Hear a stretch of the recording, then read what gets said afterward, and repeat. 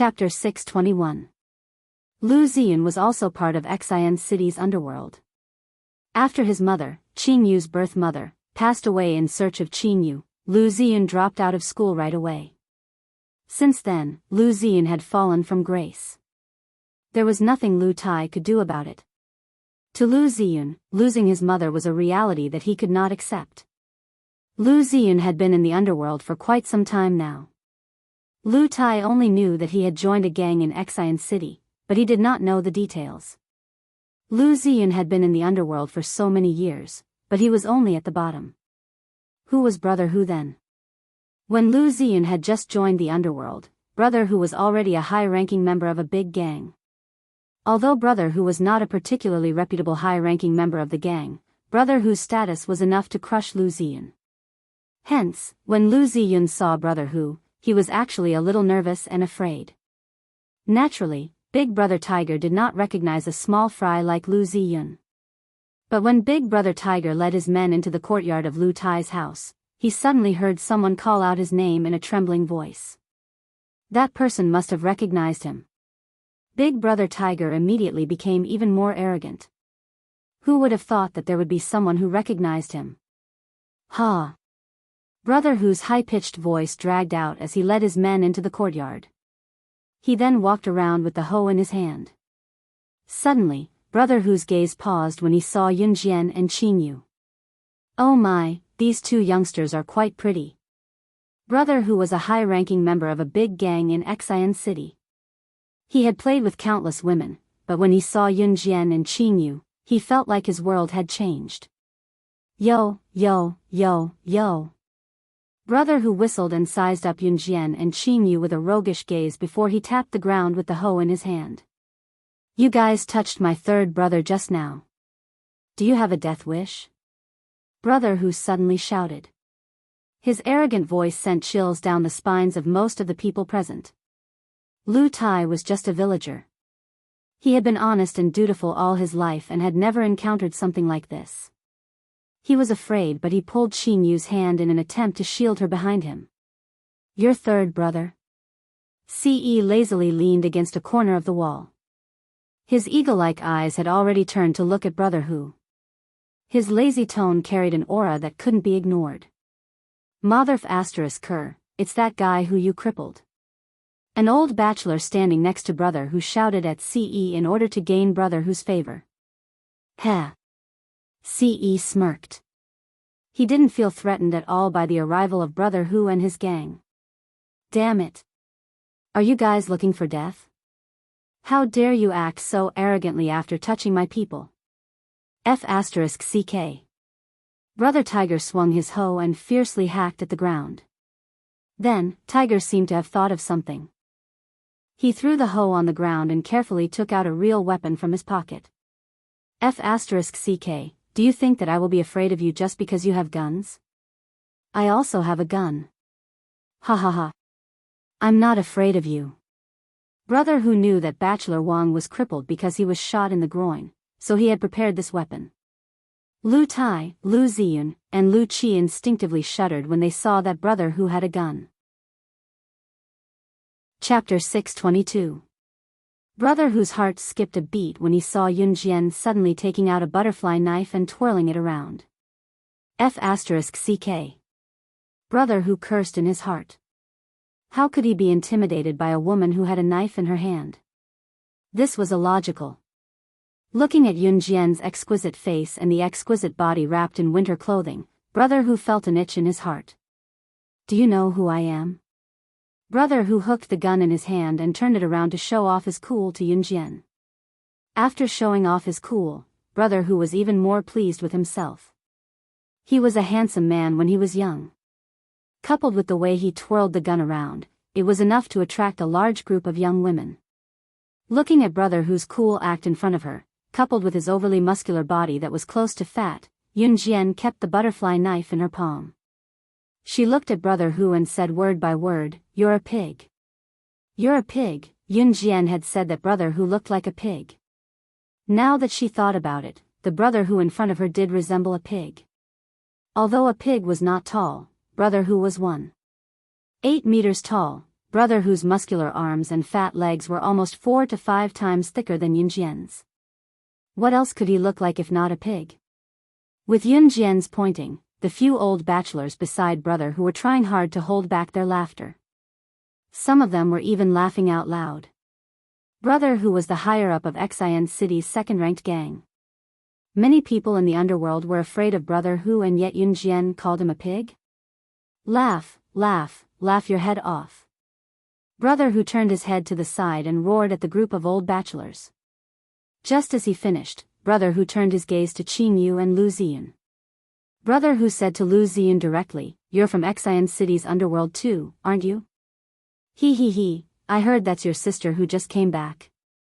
She's not bad looking. Kid, lend me your sister to play with for a few days and I'll promote you to be my underling in our gang. How about that? Brother Hu said to Lu Ziyun as if he was the one who was at a disadvantage. Lu Ziyun had been trembling just a moment ago, but upon hearing Brother Hu's words, an indescribable rage suddenly erupted from within him. Qing Yu had suffered so much. Perhaps Lu Ziyun would blame his sister if he did not know. Even if Lu Ziyun did not know about Qing Yu's suffering, he only wanted to chase her away because he was too angry. Lu Ziyun was a gangster, but he was a man with dignity. There was no way that he would do something like exchange his sister for his position. Pfft! Get! If you dare to touch my sister, I won't let you off even if I die. Lu Ziyun roared out. His weak and feeble demeanor had been completely reversed in an instant. Even Qing Yu was shocked. Brother! Qing Yu cried out, touched. F***ck.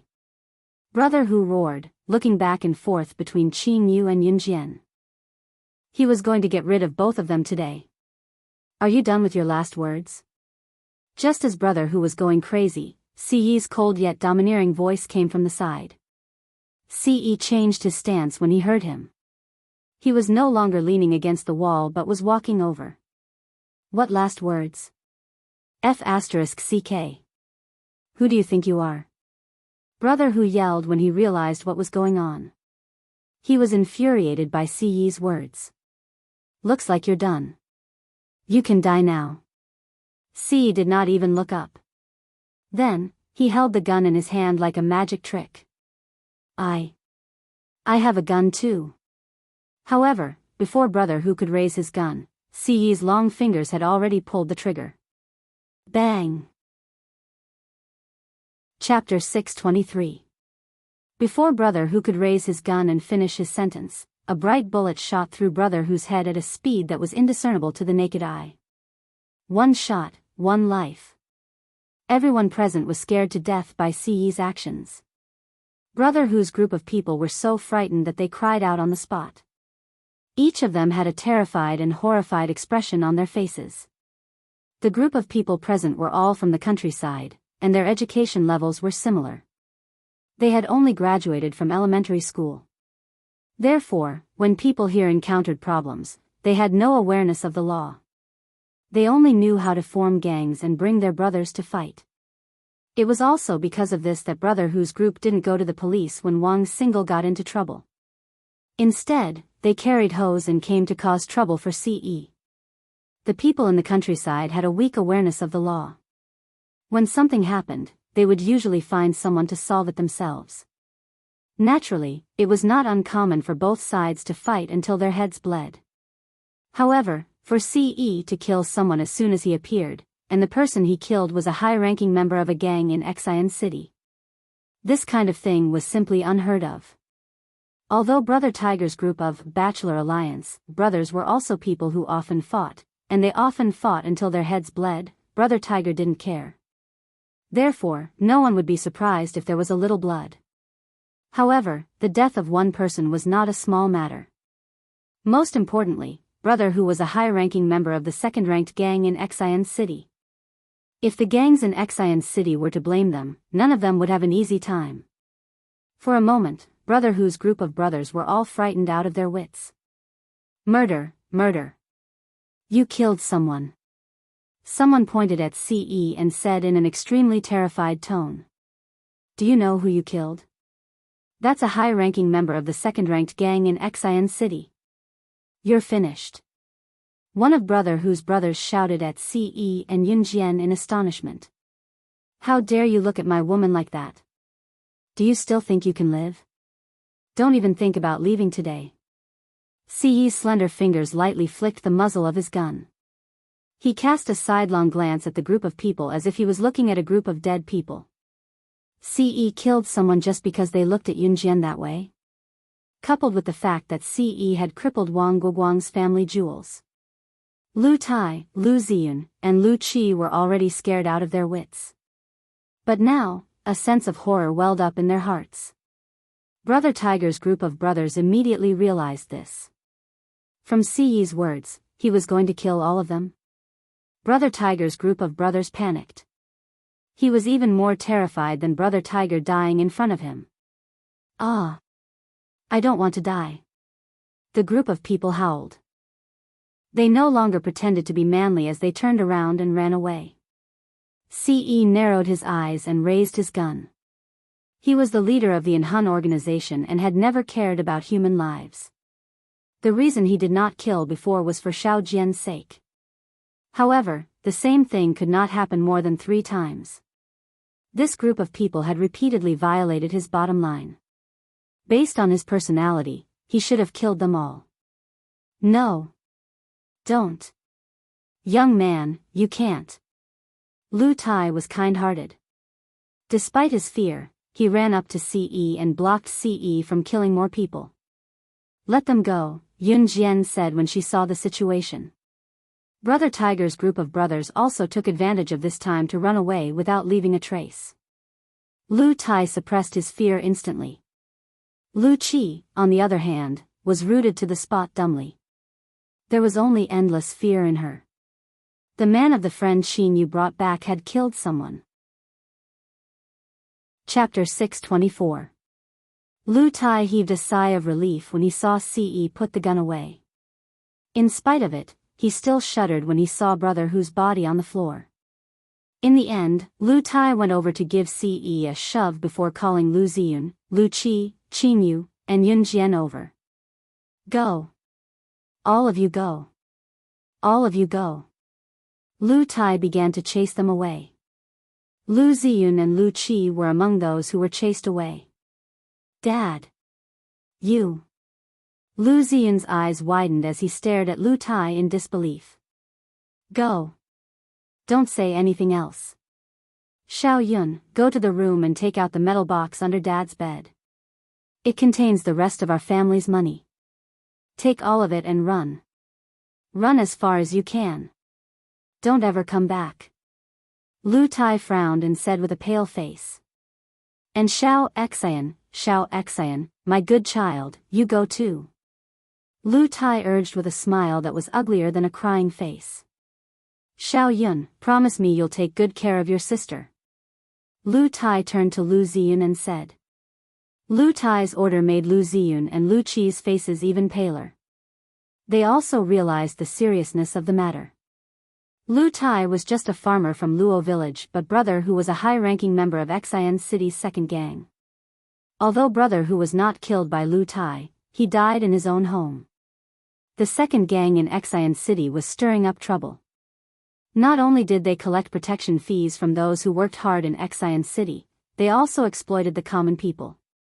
Even if one of their brothers died, the second gang would implicate Lu Tai's family, let alone the death of a high-ranking member of Xian City's second gang. Lu Tai was an honest man. Although Ce was the one who killed him, Ce would have to go to jail if this matter was blown out of proportion. He might even be executed. Lu Tai could not bear to see such a good child's life ruined just like that. After all, this was caused by Brother Hu and his gang. Although Lu Tai believed that Ce was being impulsive, he did not want to leave this place. On the other hand, Lu Tai himself was reluctant to leave the place where he had spent his entire life with his late wife. But considering his children, he decided to bring Lu Ziyun and Lu Qi along as well. Dad? We didn't kill them, so why should we run? Lu Qi was from Xian City, so she had naturally heard of the power of the second gang in Xian City. However, she couldn't understand why they had to run away when they weren't the ones who killed this man. Lu Tai's actions were obvious. He wanted to take the blame for Ce. Ce's black eyes flashed twice. He was also somewhat surprised. This person actually wanted to take the blame for him? Little Chi, listen to me. Lu Tai made up his mind and shouted at Lu Chi. No, Dad. Lu Chi treated Lu Tai like a father and daughter. Perhaps Lu Chi was not friendly to Qingyu, but she did not have any other thoughts toward Lu Tai. Just as Lu Tai and the other two were panicking, Yun Jian turned to look at Lu Tai and said, "No one needs to run." Lu Tai was stunned. He glanced at Yun Jian in surprise. But this, Qingyu, take that out. Yun Jian turned to look at Qingyu and ordered. Okay, Sister Jian.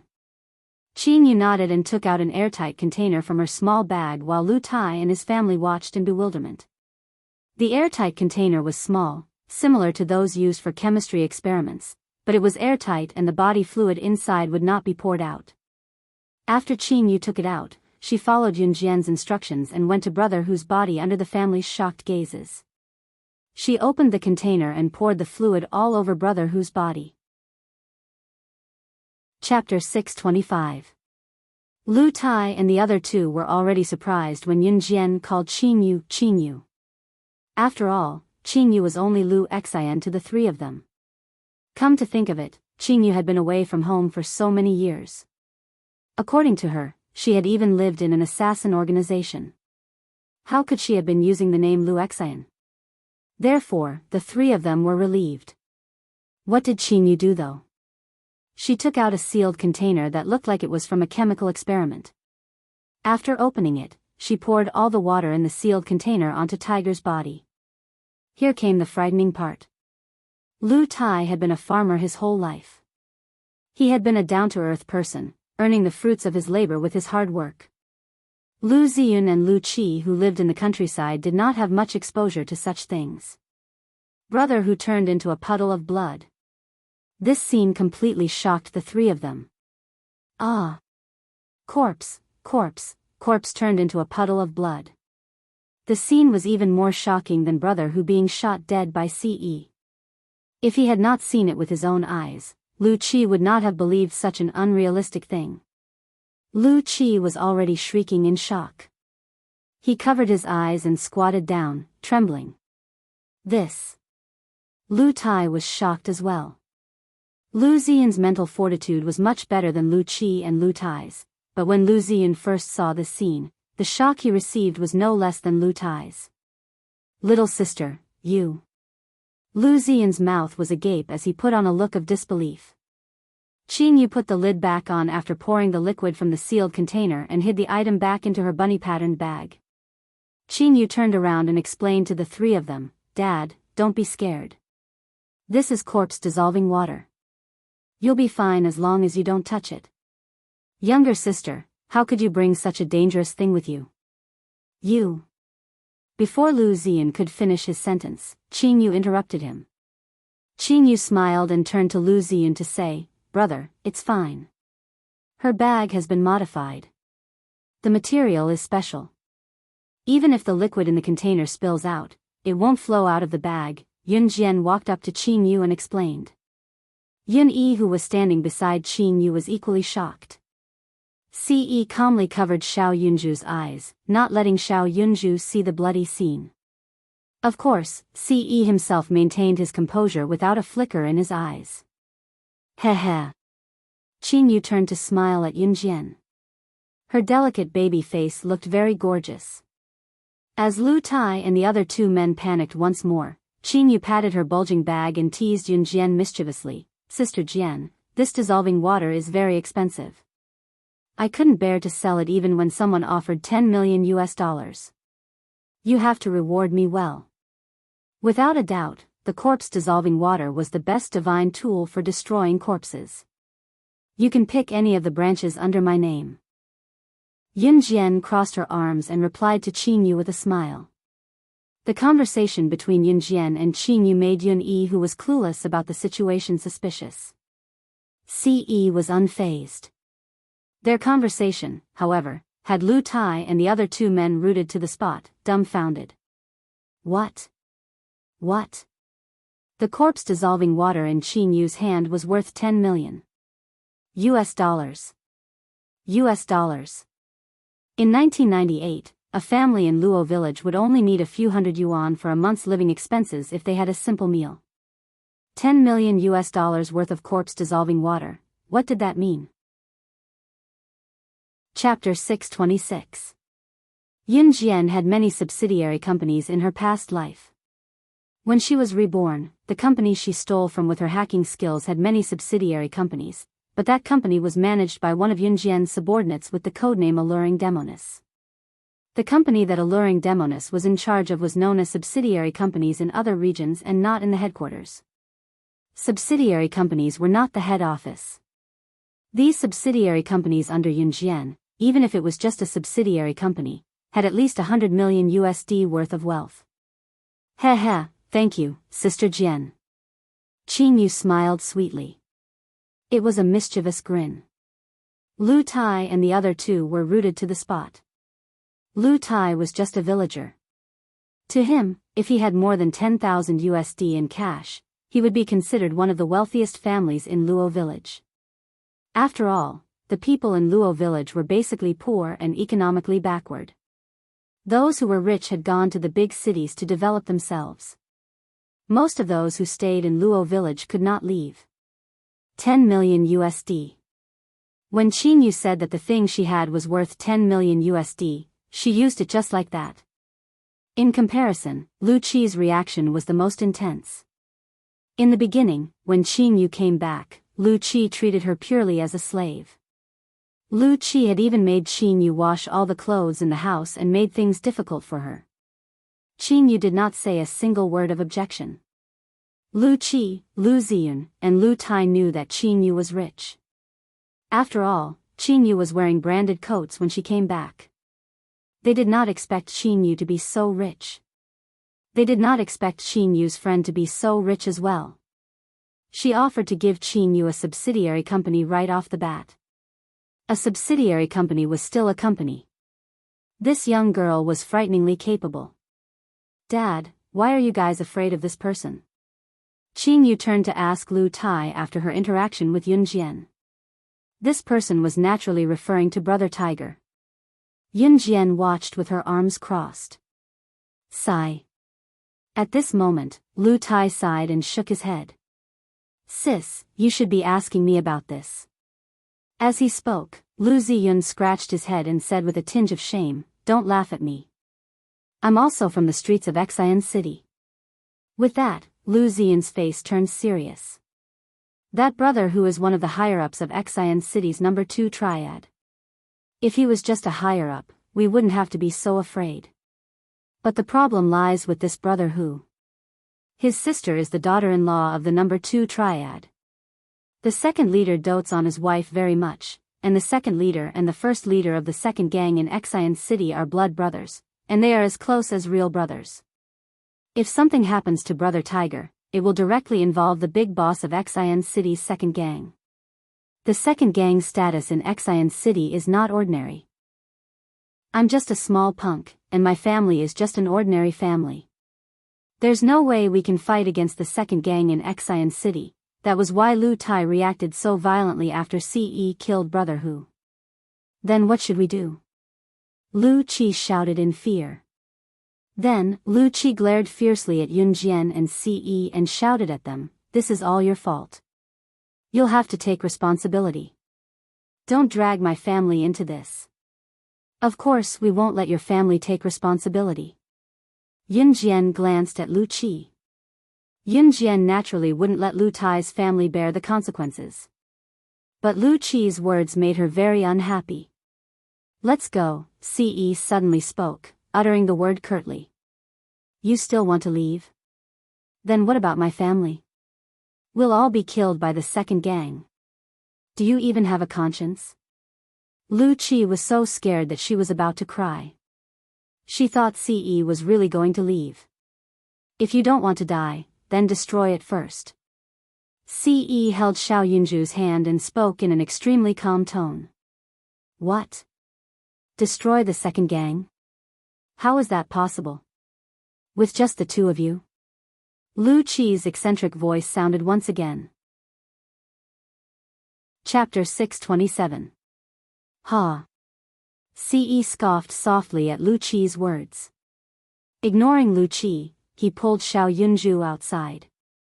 For Yunjian's sake, Ce had already shown mercy by not killing Lu Qi on the spot. If they stayed any longer, Ce would only feel the urge to shoot them dead. Ce had always been decisive, unlike Lu Qi's family who was overly cautious. Taking 2 steps toward the door, Ce turned back and walked to Yunjian, holding Yunjian's hand with his other hand and heading out. Qingyu followed when she saw Yunjian heading out. Sister Jian, I'm going too. Since Qingyu wanted to go, Yunyi wanted to follow as well. Don't go, all of you. Take care of my brother. Yunjian suddenly told Qingyu before she took Xiao Yunju from Ce's hand and passed Xiao Yunju's to Qingyu.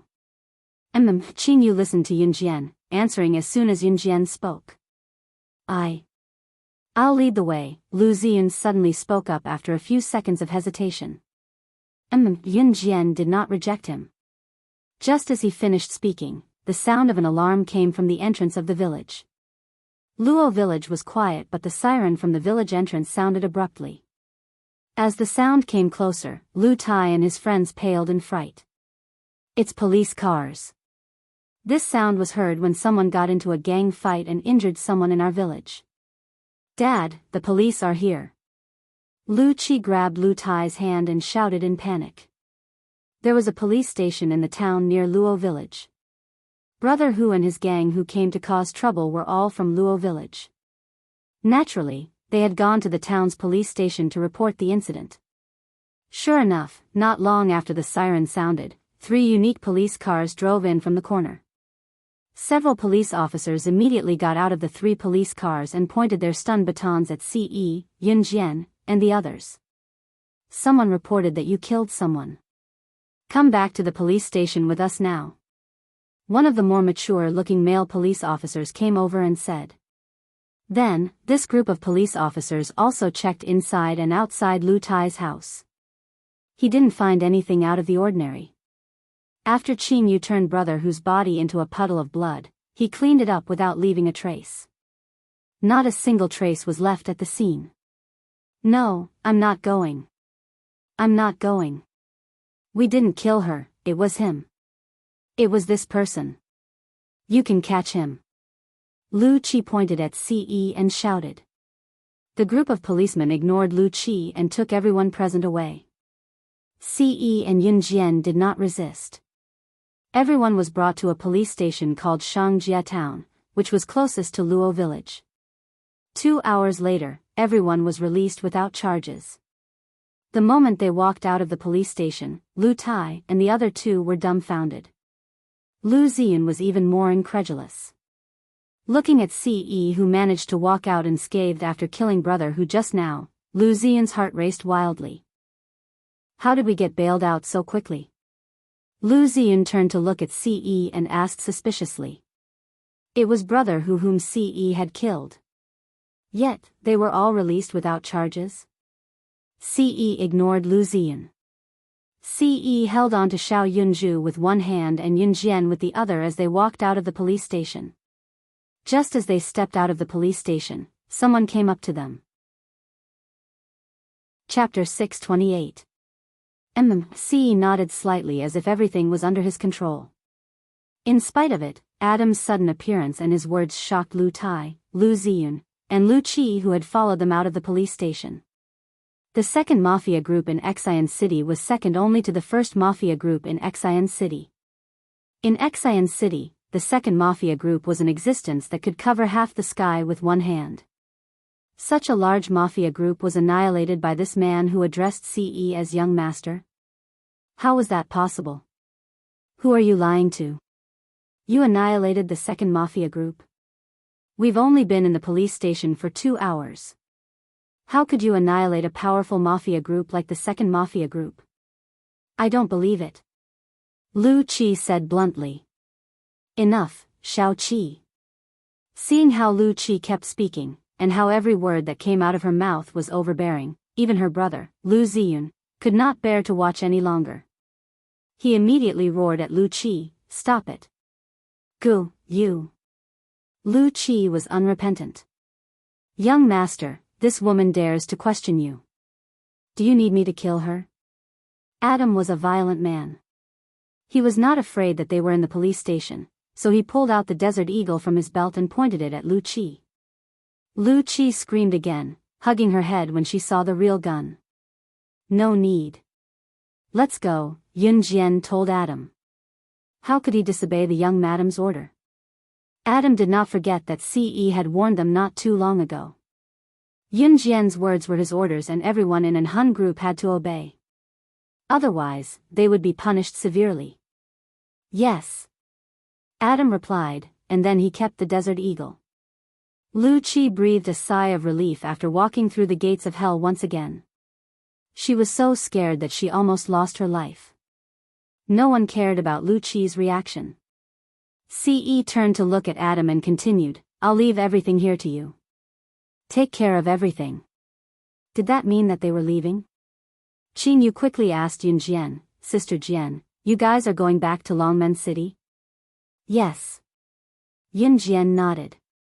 Since she could not stay in Qing Yu's house any longer, she naturally left. Oh. Qing Yu was reluctant. In fact, Qing Yu was truly reluctant to part with Yun Yi. If Ce and Yun Jian were leaving, did that mean that Yun Yi was leaving too? Yun Yi suddenly spoke to Yun Jian, "Xiao Jian, I'll stay here for a while. I'll return to Longmen City after everything's settled. You guys go first." When Yun Jian heard this, she immediately nodded. Yes. Therefore, Yun Yi had a legitimate reason to stay. Adam also stayed behind to deal with the aftermath. Since Ce had killed Brother Hu, she should at least settle everything before leaving. On the other hand, Ce led Yun Jian and Xiao Yunju away. Before they left, Ce tossed the keys to her Lamborghini sports car to Adam for him to drive back. The reason why Adam could reach Xian City within 2 hours and annihilate the city's second-ranked mafia group was that he had taken a private helicopter over after receiving the news. The journey that was supposed to take at least 7 to 8 hours was a short while by helicopter. As for Adam's private helicopter, it was snatched away by Ce right away. Adam's private helicopter was parked in a large open space. There was a pilot in the private helicopter as well. Ce and Yun Jian came here with Xiao Yunju. Ce picked up Xiao Yunju, who was currently looking at the helicopter in amazement, swaying his head curiously. Chapter 629. Xiao Yunju shook his head quickly and answered obediently, "No." Xiao Yunju then turned to Yun Jian and asked with a pout, "How about Jijie? Have you been in a helicopter before?" Faced with such an obedient Xiao Yunju, Yun Jian could not bear to lie. She nodded and said, "Oh." Xiao Yunju nodded again. Ce had already squatted down to carry Xiao Yunju and put Xiao Yunju on the back seat of the helicopter that was parked on the lawn. The helicopter was parked on the ground, not too far away from the ground. Ce turned to hold Yun Jian's hand and went to the back seat of the helicopter. After closing the side door, the pilot in front operated the helicopter to take off. "Oh, we're flying!" Xiao Yunju exclaimed happily by the window at the back seat of the helicopter. He even spread his arms in excitement. "Sit tight and don't move around," Yun Jian could not help calling out to him. Seeing how happy Xiao Yunju was, Yun Jian's heart warmed from the bottom of her heart as well. It was to the extent that Ce kept holding Yun Jian's hand. Even when he rubbed her soft hand with his large palm and took advantage of her, Yun Jian did not notice it at all. The helicopter reached Longmen City in just an hour. The helicopter had to land on a flat and spacious ground. It could not land anywhere. Therefore, the pilot who had been flying the helicopter without uttering a word found an empty spot to land. After Ce pulled Yun Jian and Xiao Yunju down, the pilot drove the helicopter away. "Jie, Ce Gij, Xiao Zhu wants to fly a helicopter in the future too." Xiao Yunju's eyes shone as if he had found his lifelong goal. He was beside himself with excitement. Yun Jian rubbed Xiao Yunju's head with a warm smile. It was already 8:00 in the evening. Initially, they had planned to stay the night at Qin Yu's house and return home the next day. However, with so many things happening and Lu Qi around, they could not stay at Lu Tai's house any longer. Therefore, Yun Jian and Ce brought Xiao Yunju back to Longmen City. When he got home, he saw Qin Yiru and Gu Junjian sitting on the sofa in the living room, chatting happily. After a whole day of thinking, Qin Yiru came to a decision. Although she had not known Gu Junjian for long, it was hard to meet a soulmate. This kind of relationship was also fate. Qin Yiru had listened to Zhang Meihua back then and married Yun Gang dutifully. Not only did she ruin her own life, she almost ruined Yi and Xiao Jian's lives as well. Gu Junjian was an upright person. If she still considered him, wouldn't she be humiliating herself? Therefore, Qin Yiru agreed to Gu Junjian swiftly. Both of them were watching TV on the sofa in the living room, thinking of coming up with an excuse and telling Yun Jian and Yun Yi when they came back to seek their approval. Unexpectedly, once the door opened, Yun Jian and Ce came back with Xiao Yunju. Qin Yiru and Gu Junjian were still stuck close to each other. Caught out of the blue, Qin Yiru jumped in fright and almost slipped on the floor. Gu Junjian reacted quickly and caught Qin Yiru's hand. Xiao Jian, why are you guys back so soon? Qin Yiru asked guiltily. Gu said he wants to stay there for a few days, so we came back first, Yun Jian explained briefly. Qin Yiru's expression turned serious as she told Yun Jian with mixed feelings, Xiao Jian, Mom has something to tell you. Chapter 630. What? Xiao Jian, you know about it? Qin Yiru was still hanging her head, thinking about how she should tell Yun Jian about it. She did not expect Yun Jian to already know about it. Mom, as long as you're doing well and happy, I won't object. I'll support you with everything I have, Yun Jian said from the bottom of her heart. Humans had feelings. Although Yun Jian was a secret agent in her past life, she had already treated Qin Yiru as her biological mother in this life. What Qin Yiru did for her and her brother could not be expressed in a few words. Yun Jian also knew that no one would do more for her than Qin Yiru. This was motherly love. Of course, if Ce heard what Yun Jian said from the bottom of her heart, he would be the first to stand up for her. After Yun Jian said what she said, Qin Yiru's eyes were already moist. Her Xiao Jian had really grown up. Qin Yiru still remembered that her daughter was quite willful when she was young and her results had always been mediocre. It was only when the first semester of the third year of junior high school started that her results gradually improved. Before she transferred from Xinjiang town to Longmen City, she had even gotten first place in the 5-school joint examination. Qin Yiru was so proud back then. Xiao Jian. Qin Yiru's tears were about to fall. Mom, don't cry. If you cry, I might disagree. Yun Jian chuckled. Amused by Yun Jian, Qin Yiru held back her tears and smiled through her tears. Gu Junjian had been standing beside Qin Yiru, patting Qin Yiru's shoulder to comfort her. I wonder if Xiao Yi will agree, Qin Yiru muttered to herself with a frown when the atmosphere changed. After all, to Qin Yiru, if either her son or daughter disagreed with her marriage to Gu Junjian, there was no chance of it happening. To Qin Yiru, Yun Jian and Yun Yi were her life's support and hope. Mom, brother will definitely agree. I'm sure of it. Yun Jian said with a smile. Her brother, Yun Yi, still wanted Qin Yiru to agree to him and Qin Yu. Moreover, Yun Yi would definitely want Qin Yiru to live well. Qin Yiru was relieved even though she did not hear Yun Yi's reply. Mom, let's go upstairs then, Yun Jian said to Qin Yiru and held Xiao Yunju's hand as they went upstairs. Qin Yiru nodded. She was already happily sitting down to discuss the marriage with Gu Junjian. Gu Junjian's parents were no longer around. Qin Yiru and Gu Junjian were both married for the second time, so their wedding could be slightly simpler. However, the necessary ceremony had to be completed. Of course, it was still early for the wedding. At this moment, Yun Jian was already holding Xiao Yunju's hand as they walked to his room. Xiao Yunju was already sleeping alone. It was already past 8:00 at night. Xiao Yunju was still in his puberty stage, so he was already dozing off.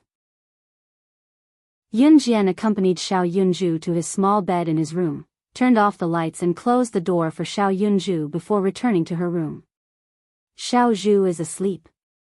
Ce stood at the door and asked when she saw Yun Jian coming out. Yun Jian nodded. Yun Jian yawned after she finished speaking, feeling sleepy all of a sudden. I'm going back to my room too. Good night. Yun Jian turned to tell Ce before she turned a corner and returned to her room sleepily. Chapter 631. Yun Jian's back was facing Ce just now, so she had her back to Ce when she entered the room. She had planned to lean her back against the door to close it and lock it, but she did not expect Ce to be one step ahead of her and enter the room first. Just as Ce entered the room, he scooped Yun Jian up and pressed Yun Jian onto the big bed not far away. Ce's arms were wrapped around Yun Jian's waist as he pressed Yun Jian on the bed. Yun Jian's back happened to be leaning against him. Yun Jian was still wearing her pajamas earlier, but her sleepiness was all gone when she was suddenly pressed down. It was also at that moment that her cheeks flushed. The white lights in the room were on and the temperature was rising bit by bit. Yun Jian could even feel Ce's breathing growing heavier on her back. Xiao Jian. Ce's masculine voice sounded like a starving beast that suddenly found food but dared not strike. Yun Jian was startled. She could clearly feel that Ce's actions today were more uncontrollable than before. You. Before Yun Jian could speak, Ce had already flipped Yun Jian over and kissed Yun Jian's beautiful lips fiercely, tossing and turning. Unlike the gentle kisses in the past, this kiss was heavy and ferocious, like a torrential river. Yun Jian's heart was about to stop. As they kissed, Yun Jian's gaze gradually blurred. While Yun Jian was being kissed passionately, she suddenly felt a chill in front of her chest. Unbeknownst to her, her jacket and thermal underwear had been taken off. Yun Jian was startled as Ce's large palm moved to her bra. She pressed Ce's palm down in time. Ce was obviously intoxicated by the fragrant body. This was something he had never experienced before. Other than the tights on her lower body that were still intact, Yun Jian's upper body was only left with a bra. Her ample bosom was wrapped by the bra as she lay beneath Ce, fueling Ce's desire. Finally extricating herself from Ce's lips, Yun Jian was pinned down and unable to move. Still, she panted a few times and blurted out what she wanted to say. What's wrong with you? Ce hugged her and bent over, burying his head on Yun Jian's collarbone under her chin and asked, Is your mom moving to Yun Jian's house after she gets married? Yeah. What's wrong? Yun Jian nodded. Are you going to follow her? This was what Ce wanted to ask the most. Gu Junjian and Qin Yiru's wedding date shouldn't be too long. If Yun Jian were to move out, how long would it take for him to see her again? If my mom moves to Officer Ge's house, I'll naturally follow her. Not only me, but Xiao Zhu will also go. Oh right, my brother will too. After all, this isn't my house. My mom has been here for so long that she's actually quite embarrassed. Before Yun Jian could finish her sentence, she felt a shadow covering her lips again. What followed was a long period of demanding. It was only when Yun Jian was about to suffocate from the kiss that Ce finally let go of her lips. Yun Jian didn't understand what Ce meant. If Qin Yiru were to marry Gu Junjian, she would naturally move out. And Yun Jian would definitely move out with Qin Yiru. Xiao Yunju and Yun Yi would also move out. Yun Jian couldn't figure out what he was angry about. Just as Ce lowered his head to cover her lips again, Yun Jian suddenly turned her head and asked him, What's wrong with you today? Chapter 632. Just as Ce was about to kiss her passionately, the door suddenly opened. The door opened all of a sudden as Yunju popped his head in. When Ce entered the room, he locked the door. However, his heart was on Yun Jian when he locked the door, so he only locked it halfway. The door wasn't locked properly. Xiao Yunzhu was about to fall asleep in his room when he suddenly remembered that he had something to tell his sister. He ran to Yunjian's room to tell her about it. When the door opened, Xiao Yunzhu's head popped in. He opened the door excitedly and said, Sister, Xiao Zhu forgot to tell you that the school is having a parent-child sports day next week. Can sister and brother Ce attend Xiao Zhu's sports day together? Before Xiao Zhu could finish his sentence, he had already opened the door and peeked in. However, before he could finish his sentence, he was shocked by the scene in front of him. His brother Ce was on top of his sister. Brother Ce, how could you hit sister? Xiao Yunzhu's words came to an abrupt end as he ran in with his short legs. When she heard Xiao Yunzhu's voice, Yunjian jumped in fright. She hurriedly pushed Ce. At this moment, Xiao Yunzhu had already run to the side of the big bed. He walked over and cried, Boo-hoo, brother Ce, please don't hit sister. Xiao Zhu will be obedient. Brother Ce, please don't hit sister. When Xiao Yunzhu cried, Qin Yiru and Gu Junjian, who were downstairs, also burst into tears. At this moment, Ce immediately got up from Yunjian's body and covered Xiao Yunzhu's eyes. Yunjian used this time to quickly put on the clothes that Ce had taken off and sat on the bed with a guilty conscience. Qin Yiru and Gu Junjian heard the commotion and ran upstairs. What's wrong? What's wrong? Qin Yiru was so frightened that she threw away the TV remote control in her hand. When she heard Xiao Yunzhu's cries, she immediately ran upstairs as fast as she could. Gu Junjian also ran upstairs as fast as he could to Yunjian's bedroom. When he reached Yunjian's bedroom, Qin Yiru asked, What's wrong? Xiao Zhu, what's wrong? When he reached the door, he saw Ce carrying Xiao Yunzhu in the room. Yunjian was sitting upright on the bed like a student who had been caught absent-mindedly by the teacher. When she saw Qin Yiru appear at the door, Yunjian smiled and said to Qin Yiru, Mom, it's nothing. We were just playing a game with Xiao Zhu. He cried when Xiao Zhu lost. Yunjian then turned to look at Xiao Zhu and said symbolically, I told you that a man shouldn't cry. Xiao Zhu, do you understand? Yunjian had no choice but to use her brother as a shield. Xiao Yunzhu didn't know about this at all. He only knew that Ce was biting his sister. The teacher said that biting meant hitting, so Xiao Yunzhu told him the truth. No, Jijia, you're lying. Xiao Zhu was sleeping and suddenly remembered that Xiao Zhu had something to tell Jijia, so Xiao Zhu came to Jijia's room and saw Ce Gij hitting Jijia. Ae, you hit Xiao Jian? Qin Yiru was shocked. Chapter 633. Little Yunzhu's self-righteous words stunned Qin Yiru, who was rooted to the spot in bewilderment. Yunjian wanted to facepalm and sigh. Xiao Yunzhu, on the other hand, had no idea that he had said something wrong. Instead, he complained even more vigorously, Mama Qin, Ce Gij is mean. As he spoke, Xiao Yunzhu struggled out of Ce's embrace and ran to Yunjian to grab Yunjian's hand. He looked at Yunjian with his chubby cheeks and told Yunjian, Jijia, does it hurt? Ce Gij is mean. I'll hit him for you. As he spoke, Xiao Yunzhu ran to Ce and patted Ce's sleeve softly before running to Yunjian to tell her, Heh, Jijia, Ce Gij was hit by Xiao Zhu. It doesn't hurt. Xiao Yunzhu broke into a bright grin as he spoke. Qin Yiru, who stood at the door and did not enter the house, was completely dumbfounded.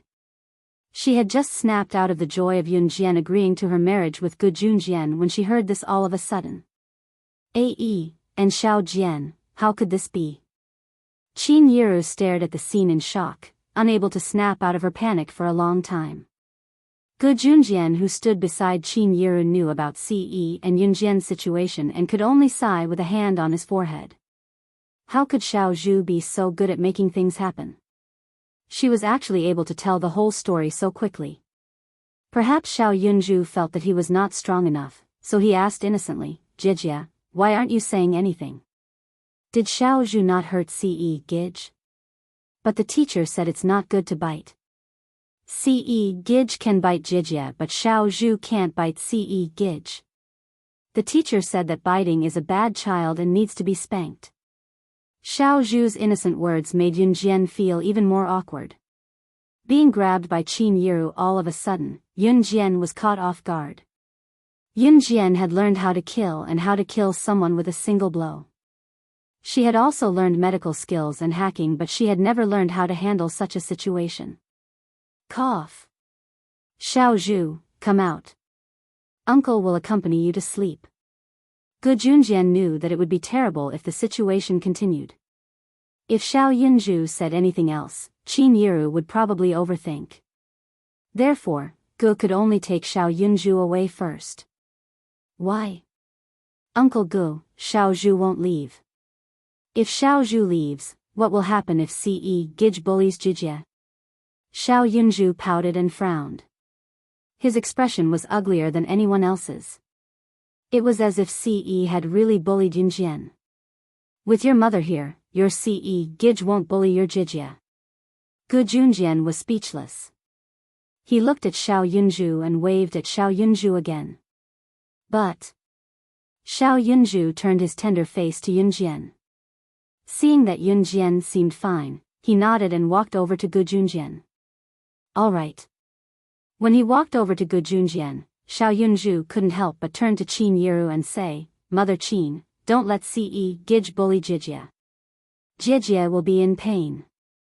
Xiao Zhu will go to sleep first. With that, Xiao Yunzhu rubbed his eyes. At this moment, Xiao Yunzhu was carried by Gu Junjian. Chapter 634. Qin Yiru watched in a daze as Gu Junjian brought Xiao Yunzhu back to his room to sleep. It was only then that Qin Yiru shifted her gaze back to Yunjian and Ce. Looking at Ce and Yunjian, she opened her mouth and finally uttered, Come out with me. Qin Yiru spoke in a serious tone when she said that. Her stern tone made Yunjian's eyelids twitch. She had never heard Qin Yiru speak to anyone in such a serious tone. After all, Qin Yiru had always presented herself as meek. It was not that Qin Yiru could only present herself as meek. It was just that Yunjian was not used to her being so stern all of a sudden. In spite of it, Yunjian followed her out as well. Ce's tall frame trailed behind Yunjian. He did not utter a word facing Qin Yiru. If it were not for Qin Yiru, Yunjian's mother, he would never have followed her so obediently. Who was he? Leng Pavilion's young master, the leader of an Hun group. No matter which identity he had, it was enough to shock the entire world. Today, however, he listened to Qin Yiru obediently and followed her downstairs. Come over here, stand here. Qin Yiru frowned, a rare sense of unease evident on her face. Yunjian could not help gulping as well. Xiao Jian is my child. She's an obedient child. I've always thought that you're an upright child, but you've disappointed me so much. Qin Yiru looked at Ce as she spoke to Ce, looking uneasy. To Qin Yiru, her daughter and son were her life. She was even willing to exchange her own life for the lives of her daughter and son. Qin Yiru instantly understood what Xiao Yunzhu said just now, as Ce had forced Yunjian, which was why she spoke to Ce so earnestly. Auntie, Ce spoke, but before he could finish, he was interrupted by Qin Yiru. Other than Yunjian, the only person who dared to interrupt Ce was Qin Yiru, whom Yunjian cared about. Qin Yiru had no idea that if she was not Yunjian's birth mother, she would not even be standing here lecturing Ce. Right now, the young master of Cold Pavilion, the leader of an Hun group, was standing in front of Qin Yiru and being taught a lesson by Qin Yiru as an elder. Don't say it yet. Qin Yiru called out before she continued, I've already told you everything. Auntie likes you a lot, child, but how could you do this to Xiao Jian? What if you get Xiao Jian pregnant? What are we going to do? Xiao Jian is still a virgin. Qin Yiru's tears were about to fall as she spoke. She tugged at Yunjian's hand as the misunderstanding deepened. Xiao Jian, let's go. We're leaving today. We can't stay in this house anymore. I'll take you away. Qin Yiru thought that Yun Jian had been eaten by Ce. As she spoke, Qin Yiru was about to pull Yun Jian upstairs. Qin Yiru was filled with regret. She had always thought that Ce was an obedient child. She did not expect him to do something like this. Her Xiao Jian. How could this happen? Qin Yiru felt deeply moved, like she was living under someone else's roof. She hated herself. She shouldn't have come here and sent her daughter into the wolf's mouth. Once she thought about how this was not the first time Ce had done something so overboard to Xiao Jian, Qin Yiru was so angry that she could barely breathe. Chapter 635. Qin Yiru thought that Xiao Jian was being forced and was not willing, so she had the urge to run away with her daughter when it came to Ce. Mom. Yun Jian was shocked by Qin Yiru's emotional outburst as well. To Yun Jian, Qin Yiru had always been an amiable person. She did not expect Qin Yiru to go this far for her. Just as Qin Yiru was about to drag Yun Jian up to the second floor to pack her luggage and leave, she pulled Yun Jian up the stairs before she could explain herself. Ce was currently standing on the flat ground on the first floor. With long strides, he reached the stairs in 2 steps and grabbed the railing of the stairs with his large, well-defined palm before stepping lightly on the ground with 1 foot. In the next second, he leaped to the 5th step of the stairs from the flat ground, blocking Qin Yiru who was about to run up the stairs. Auntie, Ce called out softly. Qin Yiru was obviously fuming, but she could not bring herself to throw a tantrum at Ce. After all, the child treated Xiao Yunju, Yun Jian, and their family well. Moreover, after spending so many days together, humans were sentimental creatures. To Qin Yiru, she treated Ce as her own child. Qin Yiru also knew that Ce did not have a mother since he was young. It was said that he came from a wealthy family. Qin Yiru did not know much about it, but Qin Yiru heard from Dongwuan that Ce's father had never treated him like his own child. Therefore, all this while, Qin Yiru truly treated Ce as her own child and doted on him. Qin Yiru was indeed fuming just now, which was why she pulled Yun Jian away without waiting for Ce to speak. Qin Yiru's anger had subsided quite a bit now. Although she planned to listen to Ce, Qin Yiru still turned her head away. Auntie, I'm sincere to Xiao Jian. If there's any falsehood in what I'm saying now, you can kill me right now. Ce's words were shocking. As he spoke, he even took out the silver pistol on his belt and passed it to Qin Yiru. When Ce said that, his deep eyes shone with sincerity. Qin Yiru's expression softened slightly. It's not that I don't agree with you guys being together. You said that you're sincere to Xiao Jian, but what about Xiao Jian? How can you force her? Qin Yiru said with a frown. This was the real reason why Qin Yiru was angry. It was not that Qin Yiru disliked Ce, nor was she against it. Qin Yiru had completely misunderstood. She thought that Ce had forced Yun Jian to do a lot of things that she should not have done already. Qin Yiru thought that Ce had already started to grope her daughter before she knew it. This was what infuriated Qin Yiru the most. As a mother, how could she feel good when she saw this? Of course, if Yun Jian was willing, Qin Yiru was a different story. Qin Yiru was not against puppy love. Forced? Ce frowned. He had passed his gun to Qin Yiru without a trace. Qin Yiru, on the other hand, did not even notice why Ce had a gun. Chapter 636. It was awkward to say it, but Yun Jian said it anyway. Yun Jian knew that if she did not say it, Qin Yiru's misunderstanding of Ce would probably worsen. Huh? Qin Yiru froze on the spot when she heard what Yun Jian said and looked at Yun Jian. Qin Yiru was completely dumbfounded after that. From the beginning, Qin Yiru thought that it was Ce who forced Yun Jian to say those things. Now, however, she was told that her assumption was wrong. Did Xiao Jian do it willingly? What? What? Qin Yiru swallowed hard and turned to look at Yun Jian in disbelief, her gaze filled with realization and shock. Xiao Jian, what did you say? Willingly. Did she blame CE wrongly just now? Chin Yiru continued. Mom, I didn't tell you before. He didn't force me, so you misunderstood. Since she had said it, Yun Jian told her everything. This. Chin Yiru widened her eyes in shock after she heard what Yun Jian said. Her daughter had been with CE for so long right under her nose? I think I came out at the wrong time. While Chin Yiru was at a loss for words from her shock, Gu Yunjian's voice came from the staircase on the second floor. Chin Yiru was feeling awkward as well. After all, she had misunderstood CE. Gu Yunjian's appearance eased Chin Yiru's awkwardness a little. Is Xiao Zhu asleep? Chin Yiru changed the topic immediately. He's already asleep. Xiao Zhu's a good boy, Gu Junjian said and came down the stairs. Taking in the atmosphere, Gu Junjian asked with a faint smile, how's it going? If Gu Junjian were to ask his impression of CE, he had a good impression of CE. With Gu Yunjian's question, he brought the topic back to the original topic. Chin Yiru coughed awkwardly and turned her gaze to CE and Yunjian again.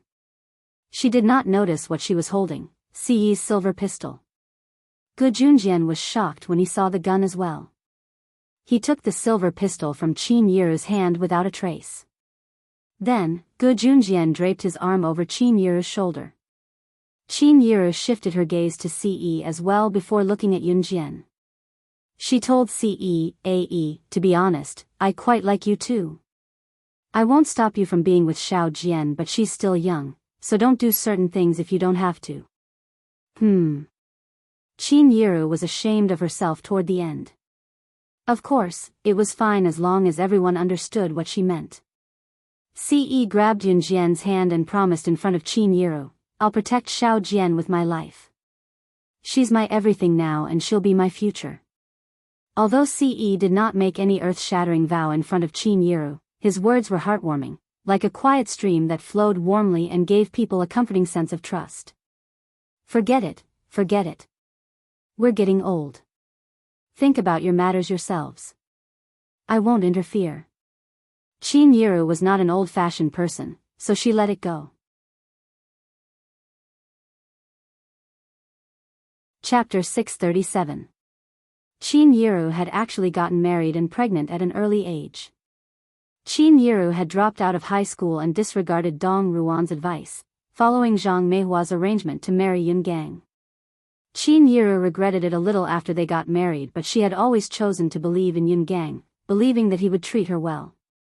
What she did not expect was that Yun Gang loved to gamble. Not only did he frequently go to the casino to gamble, he even stole money from home and became worse each time. It broke Chin Yiru's heart, but it did not directly cause the marriage to fail. What really caused the marriage to end was that Yun Gang cheated on her. Chin Yiru could not believe it at first. She actually trusted Yun Gang, but she did not expect Yun Gang to really have a mistress behind her back. It was only when the mistress came to her that Chin Yiru realized her mistake. She should have divorced Yun Gang a long time ago, but she did not. Chin Yiru's mother-in-law, Lu Lanhua, even lectured her in front of her, saying, "Which man doesn't cheat?" At that moment, Chin Yiru was truly enraged, but she was a timid person. She still divorced Yun Gang with Xiao Jian's help. After going through such a complicated marriage that dragged her down for half her life, Chin Yiru finally saw through it. At the same time, Chin Yiru was determined not to stop her Xiao Jian if she could find someone she liked. When she found out that the person was CE, Chin Yiru was quite fond of him too. CE was handsome, but that was secondary. Most importantly, he had a good character. To Chin Yiru, it did not matter how he looked as long as he treated Xiao Jian well. CE was undoubtedly the best candidate. Moreover, Yun Jian and CE were in love with each other now. When she heard what Chin Yiru said, Yun Jian, who stood on the stairs, took a step back, nearly missing her footing. Chin Yiru actually said that she would raise their child for them if she got pregnant. That was not the problem though. Yun Jian realized that Chin Yiru had deeply misunderstood her and CE. Mom. Yun Jian was about to speak, but Chin Yiru stopped her. Xiao Jian, I know you're a big girl now and you know how to be shy. I won't tease you anymore. Alright, go back and rest too. Qin Yiru and Gu Junjian went downstairs and sat on the sofa to watch TV together. Only Yun Jian and Ce were left standing where they were. A second later, Ce reached out to hold Yun Jian's hand swiftly. Holding Yun Jian's hand softly, he walked up the stairs. When Yun Jian was not looking, his lips curled into a smile that was eye-catching.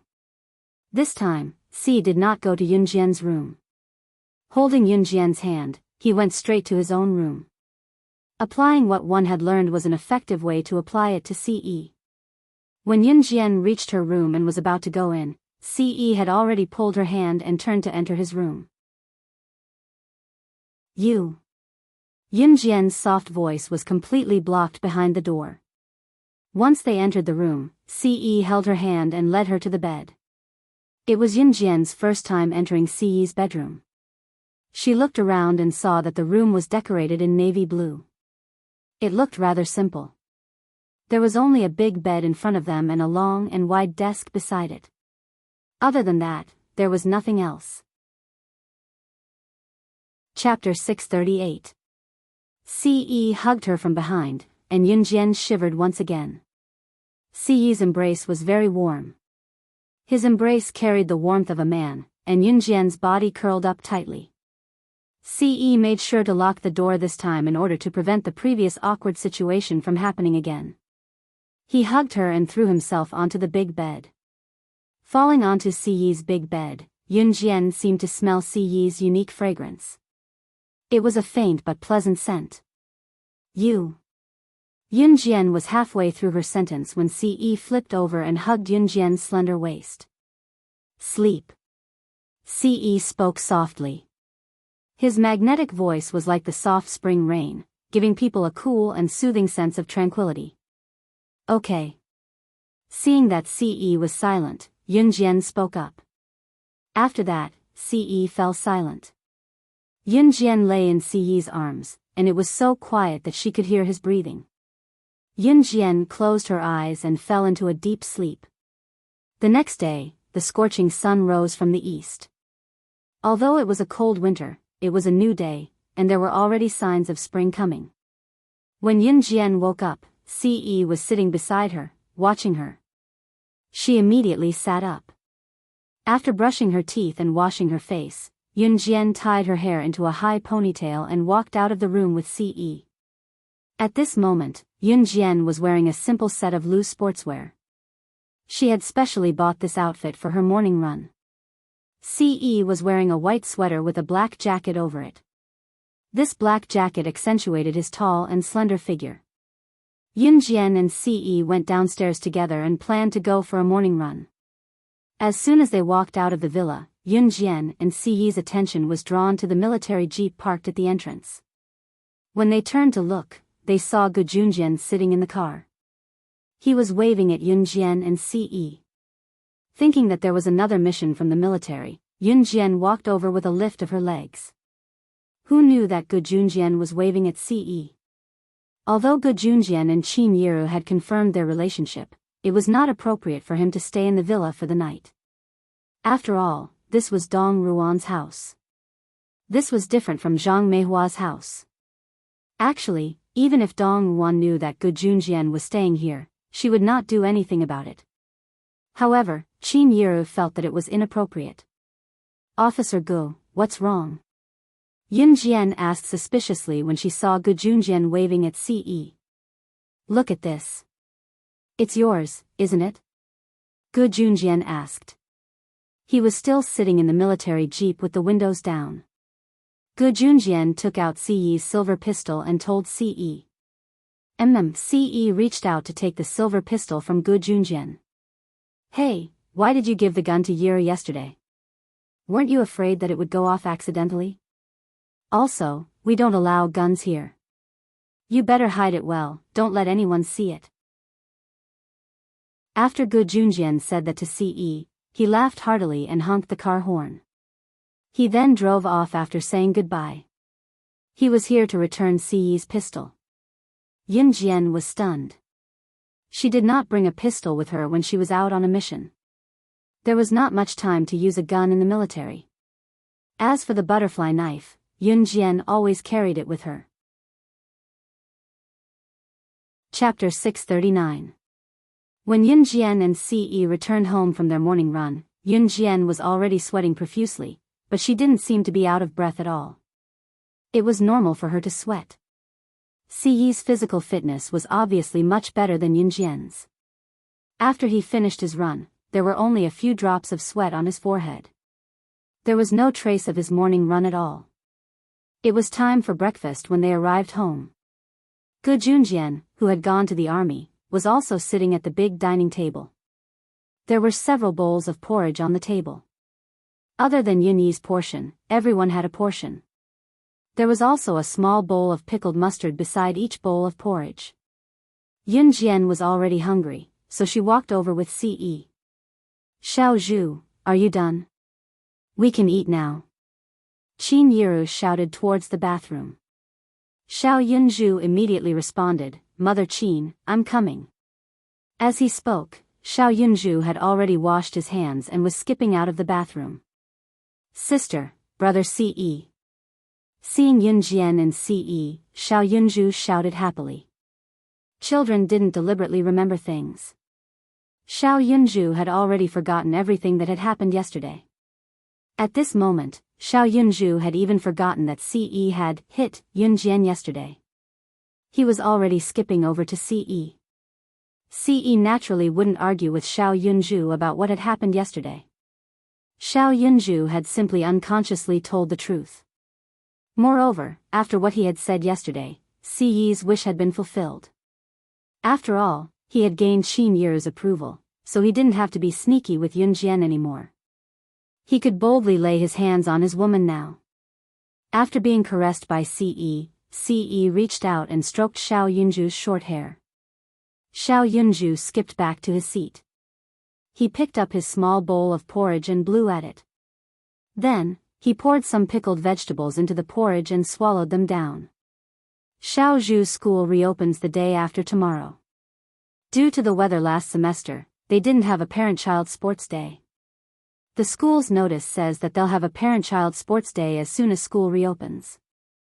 "Xiao Jian, since you're reopening the day after tomorrow and I'll be at work by then, since you're home, Xiao Jian, AE, you two can take part in Xiao Zhu's parent-child sports day on my behalf." Qin Yiru drank a mouthful of porridge and said to Yun Jian and Ce. In fact, Xiao Yunzhu had already told Yun Jian and Ce about it yesterday.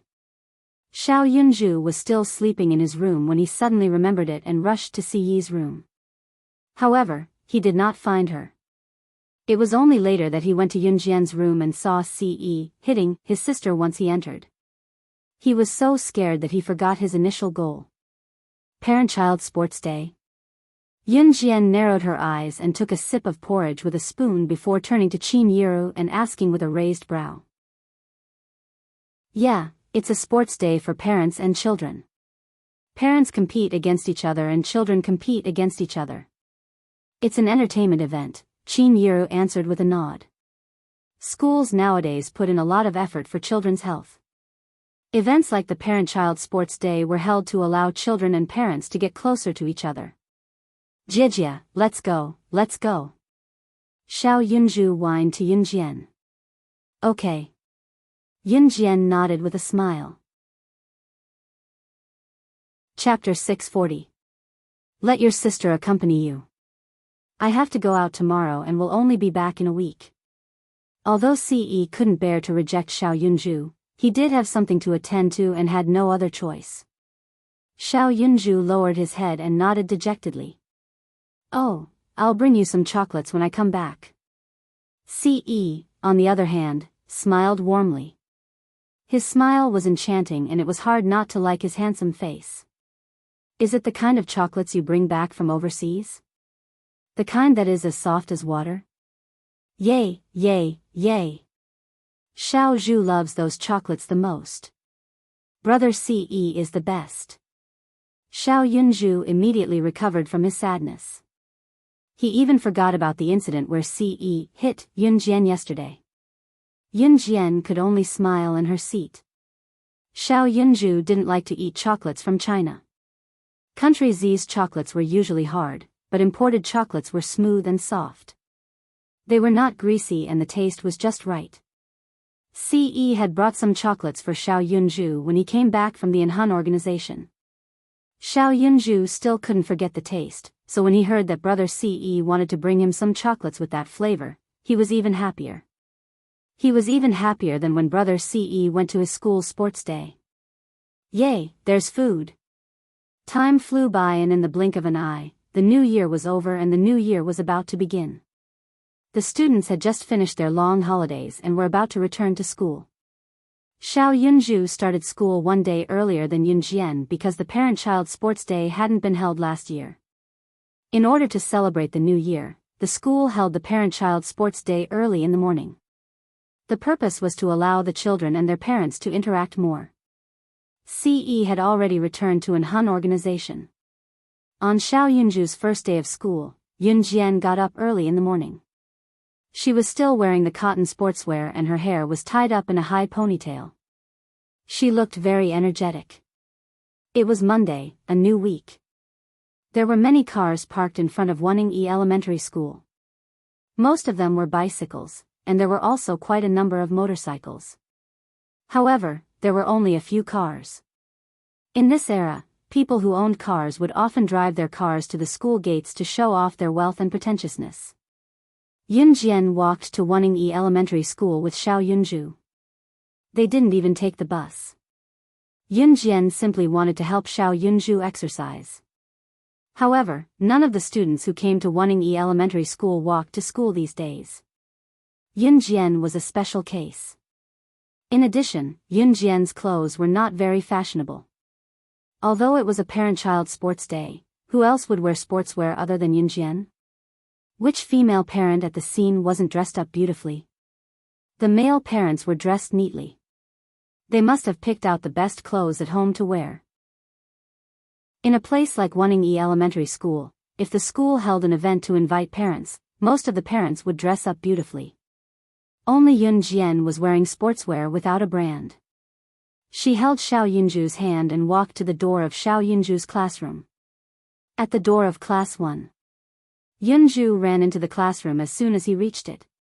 Yun Jian stood at the door and looked in through the corridor window. There were already many parents standing in the corridor, all of them dressed beautifully. Chapter 641. The parents who were dressed to the nines liked to group together and point fingers at others. Of course, Yun Jian did not mind. There was only one person who was concerned about Yun Jian's whereabouts. There was a classmate in Xiao Yunju's class named Wang Ba who had framed Xiao Yunju for stealing his candy. Wang Ba had even asked his mother to seek justice from Yun Jian. Xiao Yunju's class teacher had the surname Lu and teacher Lu had helped Wang Ba to speak up against Xiao Yunju. They had only given up after checking the surveillance footage. Wang Ba's mother had asked her husband, Wang Wugui, to flaunt his wealth to Yun Jian. In the end, it was Ce and Zhang Jifan who was managing new crews on behalf of Yun Jian who stepped in. Wang Ba's mother was so shocked that she was speechless. This time, Xiao Yunju's class was having a family sports day and Wang Ba's mother was there too. As for Wang Ba's father, Wang Wugui, he could not come because the company had officially started work. Of course, Yun Jian's appearance made Wang Ba's mother who was flaunting to the parents in the corner who knew each other pause. She was a little afraid of Yun Jian's arrival. Back then, Yun Jian had already scared Wang Ba's mother half to death when she swung her butterfly knife a few times. Especially when she found out that Yun Jian was new cruise's director, Wang Ba's mother who was standing in the corner had already gulped a few times. Wang Ba's mother, what's wrong? Is there something over there? A woman in her 30s or 40s who was a full-time rich wife like Wang Ba's mother waved her hand in front of Wang Ba's mother who was stunned. She was dressed like a young lady in her 20s. Ah. And nothing. Wang Ba's mother snapped back to her senses from Yun Jian and shuddered. Yun Jian was new cruise's director and she was here. She was here for the family sports day. Wang Ba's mother was reprimanded by her husband, Wang Wugui. If she were to meet Yunjian in the future, she must not offend her. Wang Ba's mother was a little afraid now. Wang Ba's mother, you were looking at that little girl over there, right? TSK. I really don't know whose parent she is. She's dressed so shabbily, yet she still has the nerve to participate in the parent-child sports day. The woman in the fancy dress looked at Yunjian and complained. After that, the woman in the fancy dress glanced at Wang Ba's mother and asked, Wang Ba's mother, don't you think so? The woman's words made Wang Ba's mother shiver. What a joke. How could he say that the chairman of New Cruise was dressed shabbily? If she didn't know Yunjian's identity, Wang Ba's mother would have agreed with the woman in the fancy dress. But now, she didn't dare to say anything. I'm going to the toilet. You guys talk. Wang Ba's mother found an excuse and hurried to the toilet. Coincidentally, she also avoided the topic. Really? You don't know what's good for you. Do you think you're so powerful? A woman in a fancy dress sneered as she walked towards Wang Ba's mother. By then, Wang Ba's mother had already left. The woman in the fancy dress was called Ding Yin. She was the mother of one of Xiao Yunju's female classmates. At the same time, she was a stay-at-home wife like Wang Ba's mother. Chapter 642. A female parent like Ding Yin, who was dressed to the nines, naturally had to chat with other parents. Even without Wang Ba's mother, she could still find new companions and chat with them with similar interests. Yunjian was standing by the corridor outside Xiao Yunju's classroom window. She watched as Xiao Yunju sat neatly in the front row and listened to their homeroom teacher, Miss Lu. The new year had just started, so the homeroom teacher naturally had a lot to say. This meant that the parents present would have to wait for a while. It was already 8 in the morning when Yunjian brought Xiao Yunju to the classroom. It was 8:30 now. The teacher spoke for half an hour about the things to take note of when school reopens, including the collection of winter vacation homework. Xiao Yunju was well behaved throughout the winter vacation. He had already completed his homework, so he was rather confident when the teacher collected his homework. After collecting the homework, the teacher spoke a little more about school reopening before she stood on the podium in Xiao Yunju's classroom and announced the official start of the parent-child sports day. Xiao Yunju and the rest of his classmates cheered excitedly when they heard the announcement. For a moment, cheers like, yay yay yay, and, that's great, filled the entire building. Wanning-E Elementary School was a school that placed emphasis on the students' physical health. The school placed more emphasis on the interaction between parents and children. Therefore, the school often held activities like the Parent-Child Sports Day. Now, may the parents standing at the door please enter the classroom. I'll talk about the rules of the sports day. Miss Lu opened the classroom door and shouted at the parents in the corridor. Hearing the teacher's words, the parents in the corridor entered the classroom one after another and stood beside their children's seats. Once the parents entered the classroom immediately became noisy. The homeroom teacher, Miss Lu, stood on the podium and slammed the table as she shouted, "Quiet! Quiet down and listen to me." As soon as she finished speaking, she saw a familiar figure. Yunjian walked in from outside the classroom. She walked straight to Xiao Yunju's seat and stood not far from the podium. Looking at Yunjian, Teacher Lu couldn't help but recall how she had misunderstood Yunju and helped Wang Ba to scold Yunju. Later, he even went to Yunju's sister, Yunjian, to badmouth Yunju. In the end, the misunderstanding was cleared up. It turned out that Wang Ba had bullied Yunju. And the way Yunjian swung the butterfly knife in front of him. At the thought of this, Teacher Lu couldn't help but tremble. She actually came too. "Sister!" Xiao Yunju shouted happily when he saw Yunjian walking into the classroom. Then, he obediently folded his hands and placed them neatly on the desk as he watched the teacher speak. "Hee, you're Yunju's sister. Hello big sister, you're so pretty." Sitting next to Yunju was a pretty little girl who looked like a doll. She praised Yunjian when she saw her and giggled at the same time. "Thank you, you're pretty too." Yunjian nodded slightly. Big sister, I'm Yunju's desk mate. My name is Duanli. Everyone calls me Chestnut. You can call me Chestnut too. Nice to meet you. The girl who called herself Duanli introduced herself to Yunjian politely. Chapter 643. Xiao Yunju turned around and looked at Duanli happily. Of course. After that, no one spoke because Teacher Lu, who was standing on the podium, had already started speaking. The competition will start at 9 o'clock sharp. I took a look at the students in our class. Basically, most of their parents have already arrived. If there are students whose parents have something to do and can't come, then stay in our class's sports field and don't run around. Teacher Lu had already started speaking. After pausing for a moment, she continued, only the first and second grade children will be participating in this sports meet. There are a total of 10 classes, and when the ranking comes out, it will be the total score of the first and second grades. This time, the parent-child sports meet will be ranked according to the score of each class. Of course, we'll also select the 3 students and their parents with the highest scores from the first and second grades. We'll also select the first, second, and third grades. When the time comes, we'll award the students with a certificate. Of course, it's more difficult to win among the students in the second grade, so we'll just have to try our best. Teacher Lu stood on the podium and arranged all the events and rules of the competition. The sports meet held by Wonning Elementary School was not targeted at the entire school. The third graders, including the third graders and above, were rather old. Therefore, the third, fourth, fifth, and sixth graders would have other sports meets. Since Wonning Elementary School had better settings, it was dangerous for the first and second graders to participate in sports meets without their parents.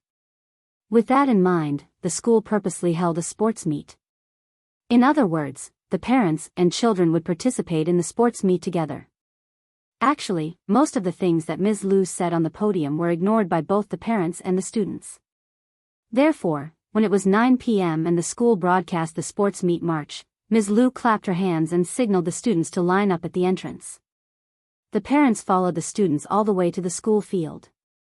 Wonning Elementary School's field was a short distance away from the school building, but if they walked from here, they would be able to walk around the surrounding buildings, so it was quite close. Wonning Elementary School's field was huge. It looked endless, but it was actually just a standard 400m track. Most schools did not have plastic tracks at this time. They had primitive gravel tracks. As for the circles around the field, they were surrounded by protruding cement stones. However, they would not trip when one stepped on them. These things were only used to allow runners to see the size of the field and where the bends began and ended. However, the running track was indeed a standard 400m track. It was measured by the people who built the track. Teacher Lu led the students to a corner of the field where the running track would not be blocked. The field was covered in grass. There was a light drizzle in the morning, so there was still some dew on the grass. Some parents saw their children about to sit on the grass, so they ran over to stop them. In their eyes, the lawn was very dirty. It had rained in the morning, so the ground was full of muddy water. Although it wasn't much, it would dirty their clothes.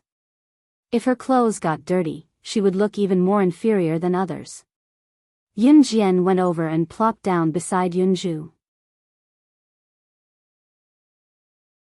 Chapter 644. Yun Jian, who was sitting on the lawn, naturally heard Ding Yin's words. She just felt strange. She didn't seem to have offended anyone, did she? Yun Jian only treated Ding Yin's words as wind that went in one ear and out the other. It didn't affect her at all.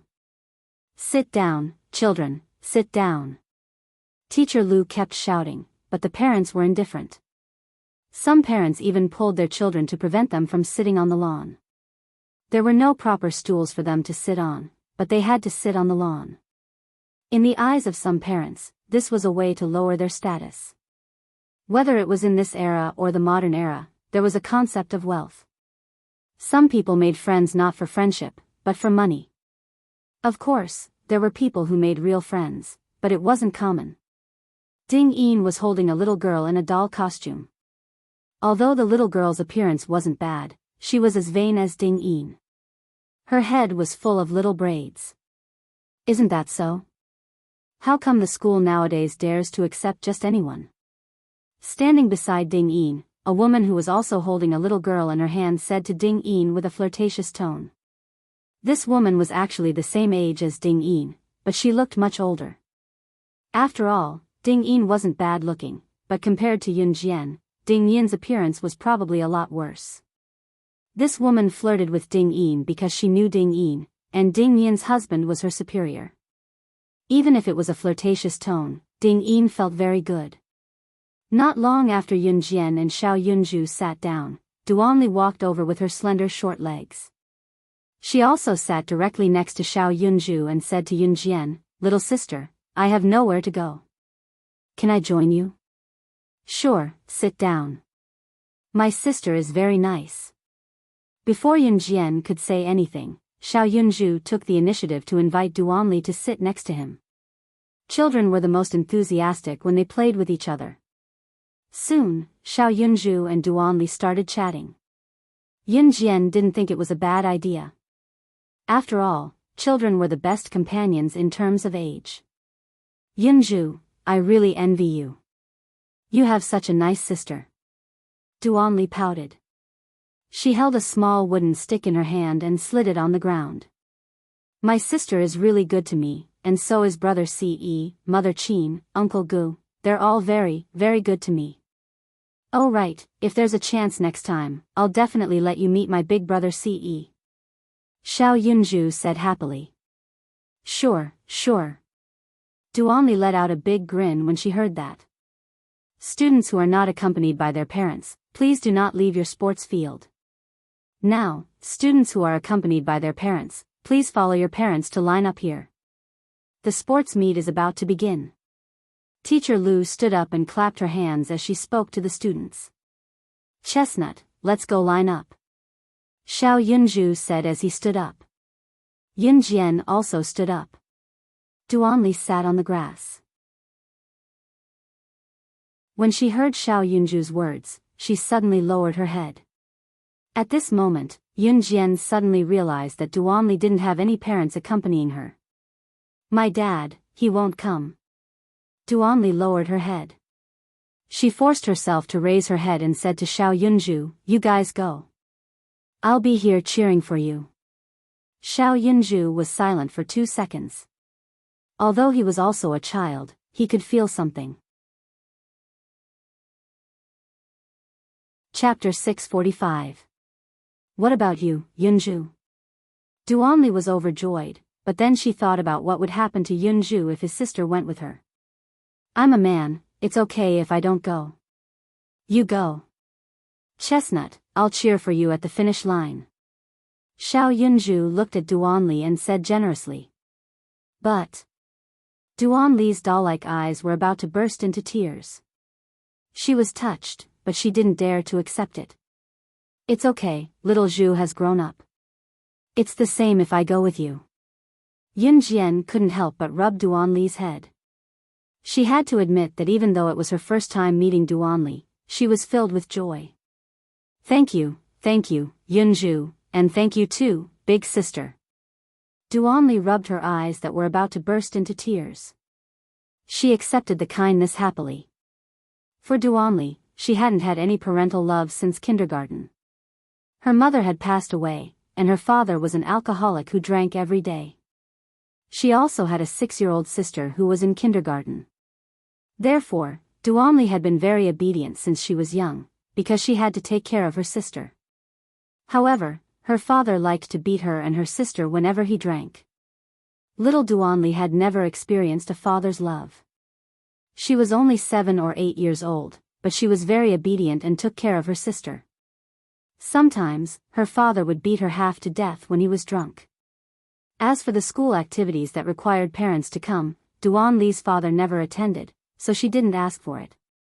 If it weren't for the relevant department forcing Duanli's father to send Duanli back to school, Duanli wouldn't be here now. Therefore, when Xiao Yunju said that he would give his sister to her and let his sister accompany her to the competition, Duanli was very eager but didn't dare to accept his kindness. However, under the persuasion of Xiao Yunzhu and Yunjian, Duanli accepted Yunjian's kindness. Little Zhu, tell the teacher that I'm going to the washroom. Your sister Lan Su is nearby.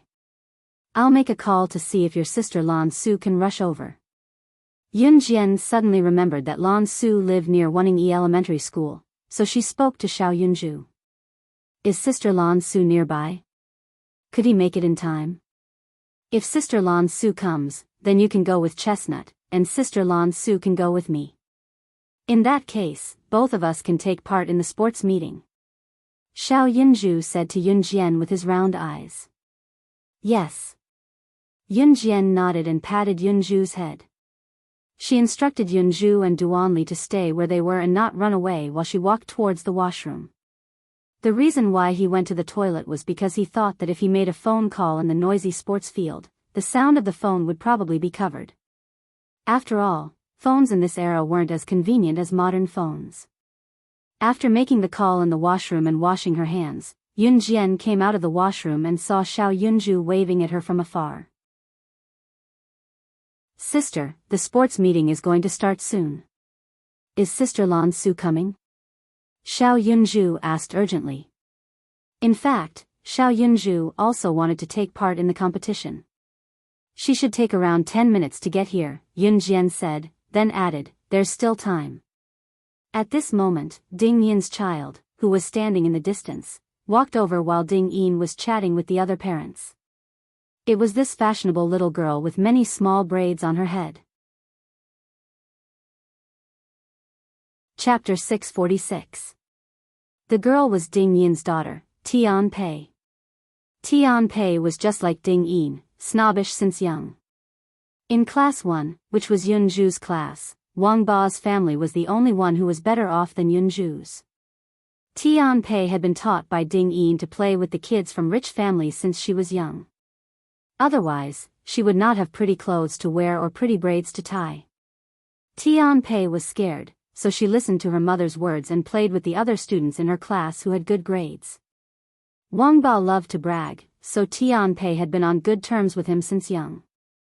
Before Wang Ba snatched Xiao Yunzhu's candy, Tian Pei had been helping him bully Xiao Yunzhu in all sorts of ways. After Wang Ba snatched Xiao Yunzhu's candy, Ms. Lu went to Yunjian to criticize Yunzhu. Wang Ba's mother also scolded Yunzhu in front of Yunjian. In the end, they found out from the surveillance that Wang Ba had lied. After being threatened by Yunjian, Wang Ba realized that even his mother was not helping him. Wang Ba did not know what it meant to be the chairman of new crews. Kids at his age had fewer concerns, only knowing that he was being bullied. Therefore, Wang Ba joined forces with a group of kids to mock Xiao Yunzhu from time to time. Tian Pei was the one who helped Wang Ba to bully Xiao Yunzhu. However, Xiao Yunzhu was not a pushover. After being scolded for a long time, Xiao Yunzhu did not take their words seriously. However, this time, Tian Pei came over directly to scold Yunjian. This girl who was dressed rather prettily was speaking so blatantly to her younger brother the moment she came to her. Was she not exposing Yunzhu's shortcomings? Yunjian immediately shielded Xiao Yunzhu and Duanli behind her. She then glared at Tian Pei coldly and said, "Get lost." Yunjian did not want to say a single word more to him. As the saying went, like parents, like children. Yunjian had never been the kind of person who liked to meddle in other people's business, but she couldn't stand by and watch her people bully her brother. Yunzhu was her younger brother whom she had finally found after much difficulty. He meant a lot to her, so she would not allow anyone to bully him. You shameless woman. Humph, you're the one who bullied Wang Ba. He's already told me. Just you wait. Mom and I will definitely win the competition later. When the time comes, I'll be waiting for you to cry and beg us. Tian Pei was really shocked by Yunjian. However, Tian Pei was a little girl with a lot of guts. She came back this time purely to show off her power to Yunjian. As soon as she finished speaking, Tian Pei was so frightened that she ran back into her mother's arms. Yunjian just thought it was ridiculous. Sister, don't be angry. Just pretend that they don't exist. Xiao Yunju reached out and pulled Yunjian's sleeve. Sister isn't angry. Yunjian's mood improved slightly when she saw Xiao Yunju.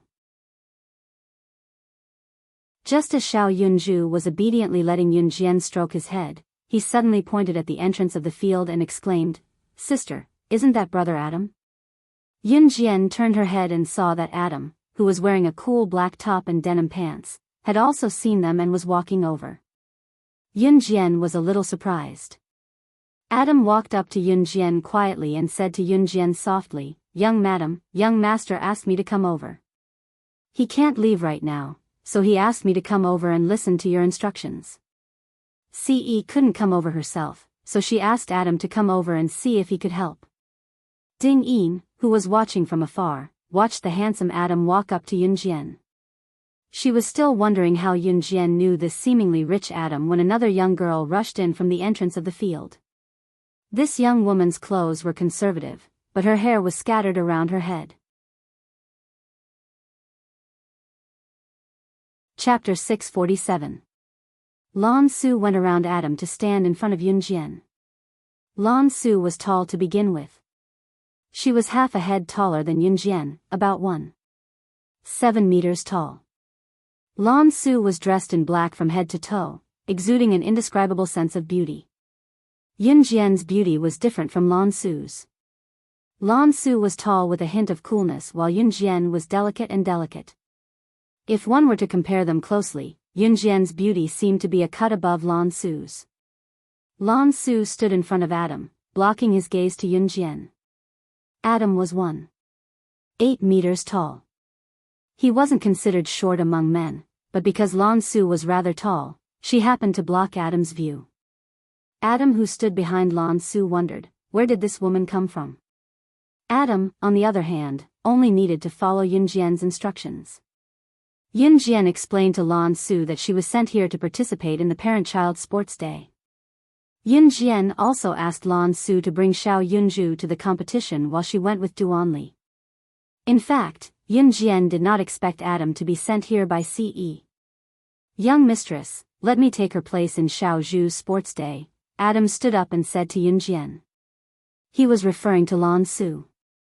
Adam and Immerse had been in Longmen City for some time. When Ce was in Longmen City, they were here as well. Adam and Immerse knew Xiao Yunju as well. When Xiao Yunju was not in school, it was Adam and Immerse who played with Xiao Yunju. It was hard to imagine, but it was the truth. Okay. If Ce Gij can't join the competition, Adam Gij can join me. Xiao Yunju was not close to Lan Su, so Xiao Yunju was on Adam's side. Yunjian thought it was a good idea. Lan Su was from Yulong mainland after all, and Lan Su had never participated in such a competition before. After all, to Lan Su, everything in this world was new and interesting. Since Adam could bring Xiao Yunju to the competition, there was no difference between a man and a woman. That's great, Chestnut. Both of us can join the sports day. Xiao Yunju turned to tell Duanli happily. Thank you, Yunju. Duanli was delighted as well. Teacher Lu, who was gathering the crowd from afar, shouted again, "Yunju's parents, please bring your classmates and line up here, our first event to toe." Teacher Lu shouted from afar. Lan Su stood in place and said to Yunjian, "Yunjian, I'll wait for you here." Yunjian nodded and pulled the two lively children, Xiao Yunju and Duanli, towards the teachers. Adam glanced at Lan Su with a squint from the side before he went to Yunjian. The first event was a competition of physical strength, commonly known as running. However, the events of the parent-child race were different. Usually, people ran straight away. The rule of the first event was that parents had to run with their children. Xiao Yunju's class was in the first grade. There were 5 classes in the first grade. The number of parents in each class was not large. Most of the parents could not participate in the parent-child sports day because of work. Xiao Yunju's class had basically all the parents in the class. This was a special case. The first event was for parents to carry their children and run 400 meters back to the finish line as soon as the whistle sounded. all the parents in the first grade from the 5 classes ran together. The final ranking was announced. When all the parents in the first grade stood at the starting point and carried their children, they were a little nervous. After all, they had graduated for so many years and had not exercised like they did when they were students for a long time. Only Yunjian was carrying Duanli and Adam was carrying Xiao Yunju. They were not nervous at all. Chapter 648. In front of a group of rich ladies, Ding Yin was considered a respectable person. Even Wang Ba's mother was not as respectable as her. Ding Yin's husband was a high-ranking official, so it was very useful for these rich ladies to make friends with Ding Yin. Therefore, Ding Yin was quite confident in front of a group of rich ladies. Being praised by the rich lady next to her, even a group of parents who didn't know her turned to look at Ding Yin. Ding Yin was even more confident, but she looked at Yun Jian with disdain. Then, Ding Yin replied confidently, as if she didn't treat the rich lady who was trying to be nice to her as a human being. It's okay. It's a marathon. Isn't it all about perseverance? The 400-meter dash is different. It requires physical strength to sprint all the way. What Ding Yin said was true, but the way she said it made the people around her unhappy. However, no one bothered to argue with Ding Yin or talk to her again. Of course, they didn't exclude the rich lady from just now. The rich lady who spoke just now obviously wanted to curry favor with Ding Yin, so she said again, "Ah, I can't even carry a child. Sigh, I can't even run anymore. Now that I'm carrying a child, I can't even run anymore. But for a competition like this, I don't want to be ranked. Ding Yin, I think you can do it. Don't you work out in that gym every day? I think there's no doubt that you'll be the first place today.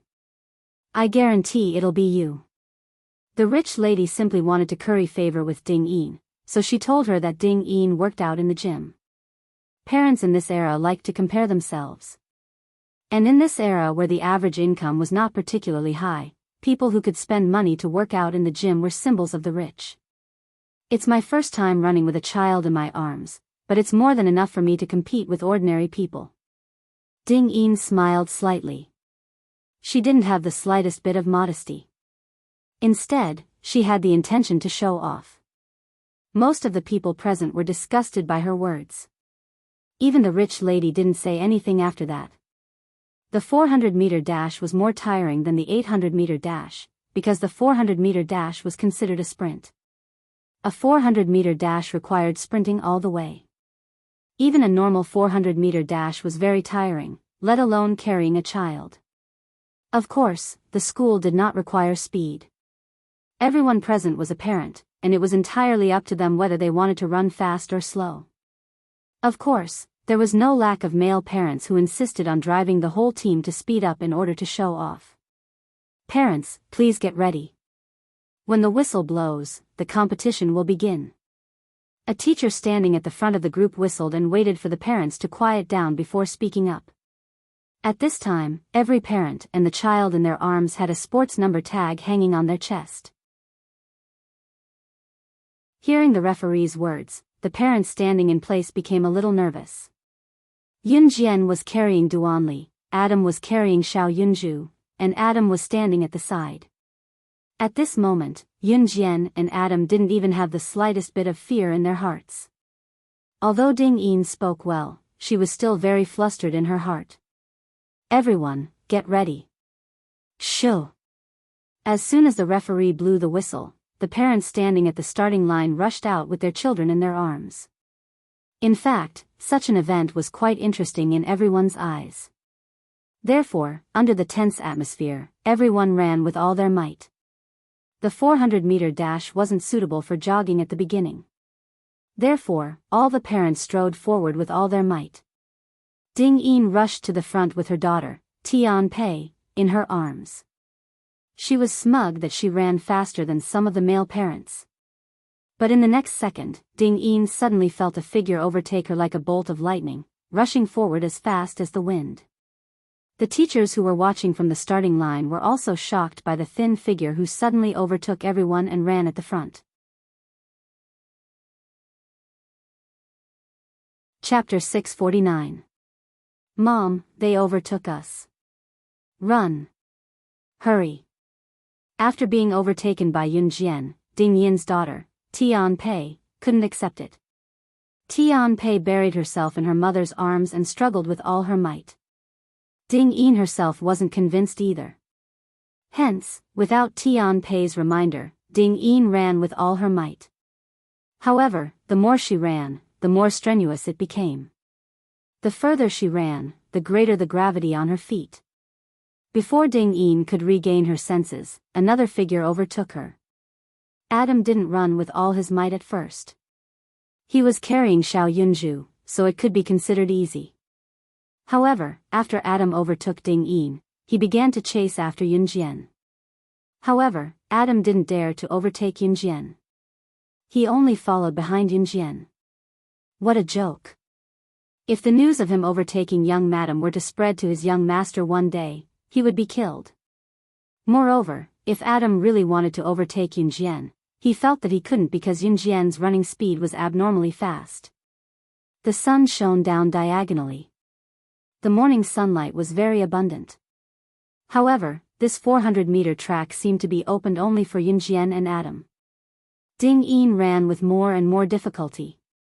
She gradually slowed down. Although she worked out in the gym all year round, Ding Yin's physical strength didn't increase. She might be a little stronger than some male parents, but her physical strength couldn't compare to Yun Jian and Adam. Seeing that Adam overtook her with Yun Zhu in his arms, Tian Pei's missy temper immediately flared up. Ever since she was young, she had everything. She could get whatever she wanted. There was never anything that Tian Pei couldn't get. Moreover, after playing with Wang Ba for a long time, their personalities were more similar. Tian Pei started to throw a tantrum when she saw Adam carrying Xiao Yunju and easily catching up to Yun Jian. Tian Pei was held in Ding Yin's arms. She struggled desperately and cried, "No, I don't want to, I don't want to, I want to be first, I want to be first, I don't want to be overtaken by Yunju.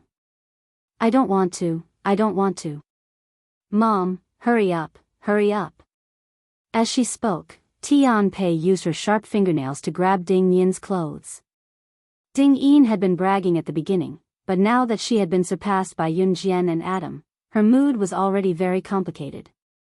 In the end, when Tian Pei made such a fuss in her arms, Ding Yin's mood immediately worsened.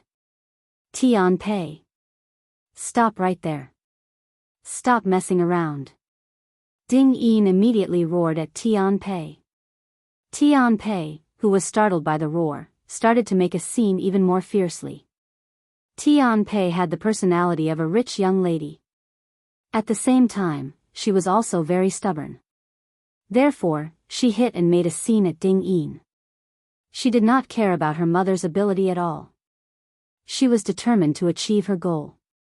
Ding Yin was originally still running, but when Tian Pei made such a fuss, she immediately became irritated. Moreover, Ding Yin was already very tired at this time. Her running speed became slower and slower, to the point that she was overtaken by countless male parents carrying their children.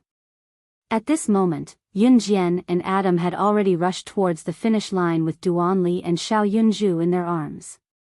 Upon closer inspection, there was not even a single drop of sweat on Yun Jian and Adam's faces. Duan Li and Xiao Yunju were very happy. They held hands and jumped in circles, shouting, "We won," and other things like that. Yun Jian only smiled slightly. As for Ding Yin, when she reached the finish line while arguing with her daughter, she was already in the 20th place. As a result, the words that Ding Yin had boasted in front of all the parents were instantly proven true. Many parents hid in a corner and secretly laughed at her. Chapter 650. After the parents of the second graders finished competing, the first segment of the competition ended and the morning competition came to an end. After the morning competition ended, Yun Jian, Lan Su, and Adam went to a nearby noodle restaurant for lunch. They ordered a bowl of pickled vegetable ramen. The pickled vegetable ramen was delicious. After Yun Jian and the other two finished their lunch and returned to Wuning Elementary School, the afternoon competition began. Xiao Yunju and the others had lunch at school. There were 3 major competitions for the Parent and Child Sports Day. The first was the Parent and Child Sports Day, where the parents carried their children as they ran. This competition ended in the morning. The second competition had nothing to do with the parents. The second competition was between the students themselves. The third competition was between the parents and the other parents. The second competition was open to all students and the parents could watch from the side. For this competition, there was a 20-meter distance. The students would jump back and forth using frog jumps to see who was faster and who scored higher. The scores were all calculated by the school, so it was absolutely fair. Yun Jian brought Xiao Yunju and Duanli to the queue to wait. Because the frog jumps were open to all students and only a few students' scores could be registered at a time, it was more time-consuming. Therefore, the third competition for the parents was also held at the same time. Yun Jian brought Xiao Yunju and Duanli to the second round of frog jumps to register. Xiao Yunju and Duanli said that they did not need her to accompany them. At this moment, Yun Jian turned around and went to the third round of parent competitions with Adam. The afternoon sun was scorching. Lan Su was holding an umbrella and was sitting on the lawn looking into the distance. As she looked around, she spotted Yun Jian out of the blue and broke into a smile with her usual icy face. At this moment, Yun Jian had already walked forward. At the place where Lan Su was looking, Adam's figure appeared. She moved away without a trace. Xiao Yunju and Duanli were standing beside a flower bed, waiting for the teacher to register. Both of them had sports number tags on their chests. At this moment, there were still many students in front of them who were participating in the frog jump. Xiao Yunju and Duanli listened to Yun Jian's words and held hands so that they wouldn't get separated. Duanli blinked her adorable eyes. She stole a glance at Xiao Yunju and said, "Yunju, that man is so beautiful. Is he the CE you were talking about?" Children would ask whatever they thought of. Even though Xiao Yunju had called out to Adam as Big Brother Adam when they first met, Duanli definitely wouldn't intentionally remember it. No, Big Brother CE is even better looking than Big Brother Adam. When Big Brother CE comes back, I'll definitely let you meet him, Xiao Yunju said. Oh. Duanli blinked and nodded. At this moment, a beautifully dressed girl with many small braids on her head walked over. When the girl walked over, she walked up to Duanli without saying a word. She reached out and pushed Duanli to the ground. Duanli and Xiao Yunju were originally holding hands because of Yun Jian's words. However, when the girl pushed Duanli, she fell and their hands broke. What are you doing? Xiao Yunju looked at Tian Pei, who had suddenly appeared in front of him. He suddenly felt a surge of anger and roared at Tian Pei. Humph, who told you to beat me? You deserve it. Tian Pei spat at Xiao Yunju. Then, she scolded Duanli, you pitiful worm without a mother. You can only rely on others to win. Shame on you. Shameless. Tian Pei knew that she couldn't beat Yunju. Even Wang Ba from their class couldn't beat Yunju. Therefore, Tian Pei pushed Duanli, who was closer to Yunju, away. Hearing Tian Pei's words, Duanli lowered her head. Chapter 651. When Tian Pei was pushed to the ground by Xiao Yunju, she immediately started wailing. Tian Pei was a strong-willed girl. She didn't cry and just kept screaming. However, no one paid her any attention. Even the teachers didn't dare to step forward. Some of them pretended not to see Tian Pei screaming. After all, it was fine as long as the child didn't cry. The reason why the teachers didn't dare to step forward was because they had all seen what had happened during the competition. Tian Pei had yelled and screamed in her mother's arms when she hadn't gotten first place. She had even hit her own mother. To the teachers, this kind of student was the scariest. After all, if such a student went over to help, she might not be able to explain herself and might even hit the teachers. Xiao Yunju snorted at Tian Pei, who was pushed to the ground by him. He walked over to hold her hand and continued to line up. Xiao Yunzhu was actually quite strong. Back then, Wang Ba had a strong body and asked Xiao Yunzhu for candy. Later, Xiao Yunzhu refused to give it to him and Wang Ba snatched it from him. In the end, Xiao Yunzhu pushed Wang Ba's fat body to the ground. Xiao Yunzhu was quite strong. Seeing that Yunzhu pushed her down and left, Tianpei stopped yelling and could only get up on her own to join the queue with her tail between her legs. Yunjian and Adam arrived at the venue of the third event. The three events set up by Wanning-E Elementary School were very interesting. The first event was a parent-child run. Parents and children participated in it together. The second event was a frog jumping competition between children and children. The third event was a hula hoop competition. This event was specifically targeted at parents. The school's intention was that as long as the children's competition was complete, the parents' entertainment couldn't be neglected. Moreover, this sports meet was prepared for the children and parents. Of course, it should be as fun as possible. Yunjian and Adam soon arrived at the venue of the third event. It was only when they arrived at the venue of the third event that Yunjian and Adam realized that the third event was hula hooping. Yunjian pursed her lips. She had learned a lot of things in her previous life, but she had never spun a hula hoop before. Although Yunjian knew how to play with hula hoops, she had never touched one before. To be honest, she didn't care about the Kosha mercenaries and came to this place to play hula hoop. If Snake, Lizard and the others knew about this, their jaws would probably fall off from laughing. Adam looked at the row of prepared hula hoops, pointed at himself, and asked Yunjian, Young madam, this. Can I get her to spin this for me? He didn't know what Lan Su was called, so he could only use she instead. No. Yunjian cast a sidelong glance at Adam and immediately rejected his words. What a joke. Asking Lan Su to spin the hula hoop. Lan Su came from the Yulong mainland. She probably didn't even know what a hula hoop was. How could she spin it? Adam swallowed his saliva, but he could only listen to Yunjian. He didn't forget how young master instructed him to listen to young madam's arrangements. If he dared to disobey, he would be waiting for the cruelest punishment from an Han organization. Yunjian and Adam each picked up a hula hoop. Ding Yin, who was standing not far away, happened to see this scene. She could tell at a glance that it was Yunjian and Adam's first time playing this. Therefore, before the competition started, Ding Yin walked over. As she walked, she sneered at Yunjian and Adam, Yo, is this your first time playing this? That's a pity. But coincidentally, I know how to play this and I'm very familiar with it.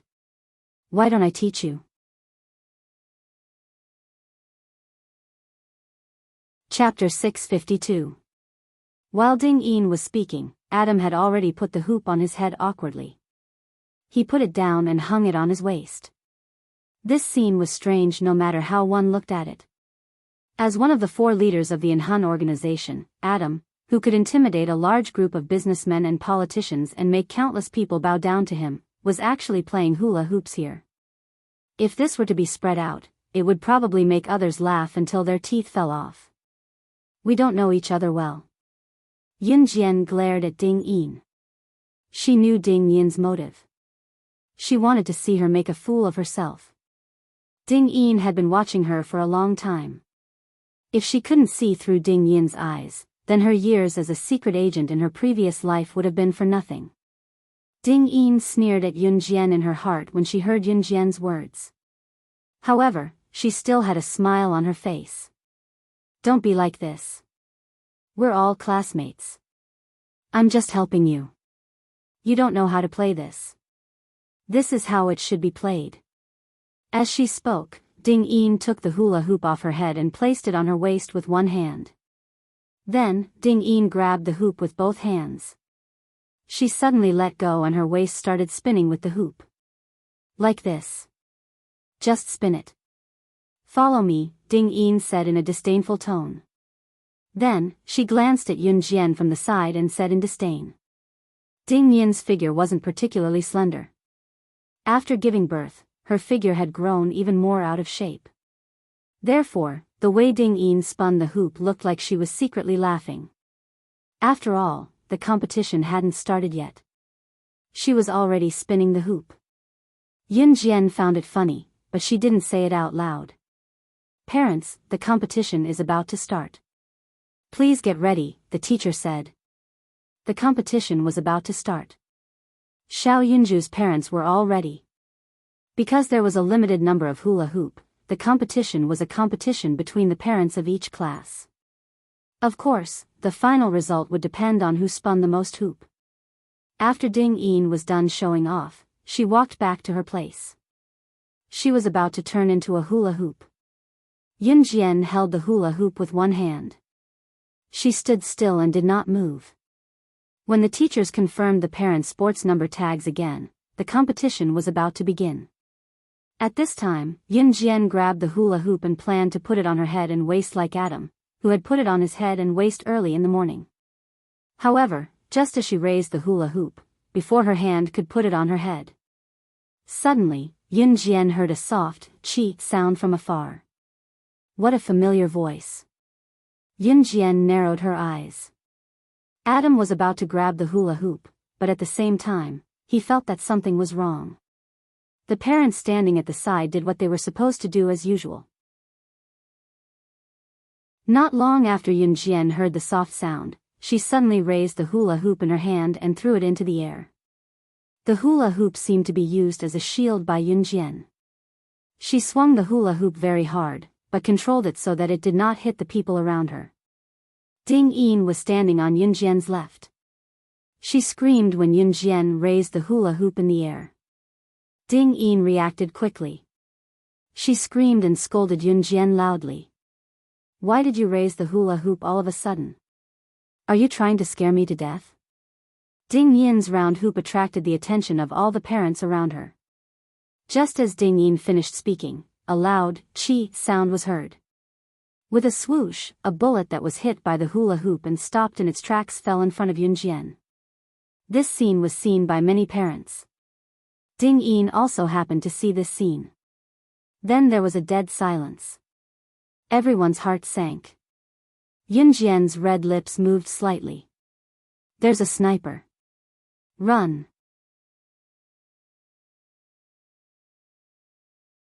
Chapter 653. Although Yun Jian had been reborn, she was now in frequent contact with the organizations from her previous life. She had even appeared to exterminate the Inferno Ring. As a result, her current identity might have attracted a lot of attention. She didn't expect to encounter a sniper here. After all, this was a public place. However, she couldn't rule out the possibility that some assassins and secret agents would deliberately kill people in public to clear their names. Yun Jian narrowed her eyes. Her reaction was the fastest. When they heard that there was a sniper, the parents standing in the distance didn't react. Even the group of parents standing near Yun Jian, including Ding-Yin, hadn't recovered from the shock. Sniper? To them, snipers were people who didn't have anything to do with their lives. To most ordinary people, assassins, secret agents, mercenaries, and special forces were all existences that were very far away from them. Perhaps in comparison, the existence of special forces was more relevant to their lives. Therefore, when Yun Jian's words came out, most of the parents present, including the teachers, looked at the scene in front of them with confused expressions. It wasn't until Yun Jian's voice came out again that most of the parents present came back to their senses. "Run. If you don't want to die, find a place to hide." The word "die" rang the alarm bells of everyone present. Ah! At this time, the crowd was replaced by screams. Some of the parents with quick reactions didn't even verify whether it was true or not. They ran to the competition area where their children were at, grabbed their children, and hid. As for Ding-Yin, who was slower to react, she stood there stupidly. She was so scared that she couldn't even lift her feet. Her legs were weak. What's going on? What's going on? There were still some teachers who hadn't sensed any danger at the scene. At this moment, they were rushing over righteously. They're going to kill someone. There's a gun. there's a bullet." Some parents ran past the teachers who were rushing over, shouting as they ran. When the words of the parents reached the ears of the teachers, they were so scared that their faces turned pale. At this time, the teachers looked straight ahead and saw Yunjian standing there with a bullet in her hand. It was said that rumors were the scariest. The truth could be said to be false, and the false could be said to be true.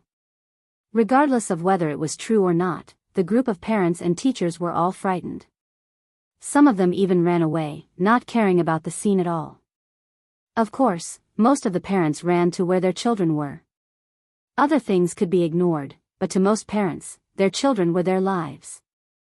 Ding Yin had been aggressive just a moment ago, but now she was so scared that her legs were weak and she sat on the ground as if paralyzed. She didn't even have the strength to move.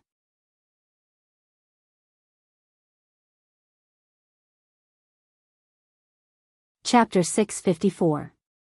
After Yun Jian took the gun, the sound of a sniper rifle could be heard from a distance where most people couldn't hear.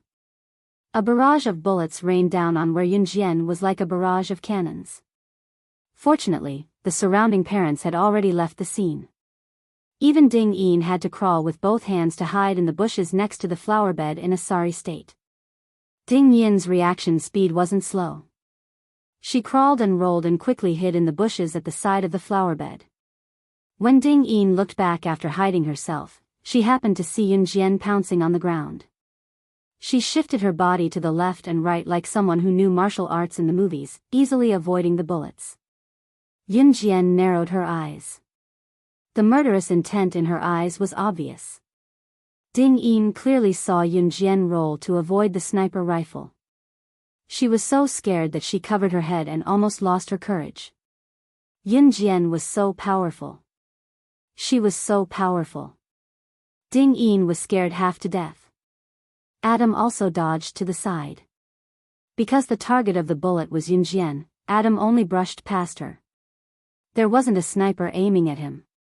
Therefore, Adam's movement to dodge the bullet was very small. Just as Adam was about to step forward to help Yun Jian suddenly felt that something was wrong. She yelled at Adam, "Adam, go find my brother." Today, she didn't think too much about it.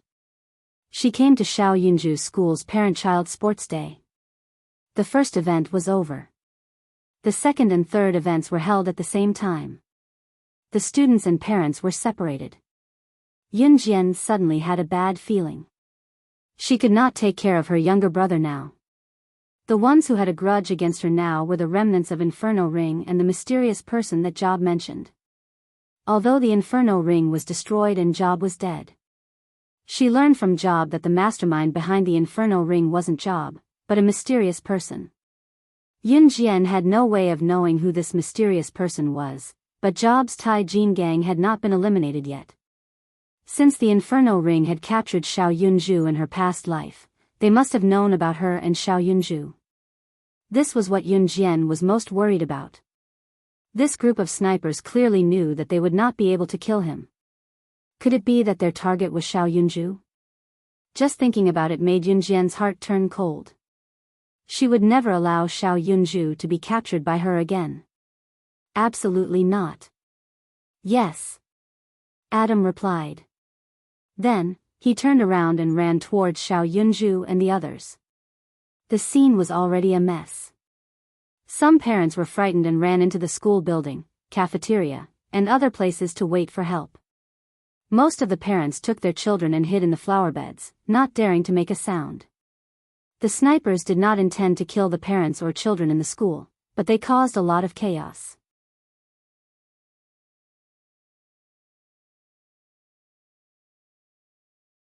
Chapter 655.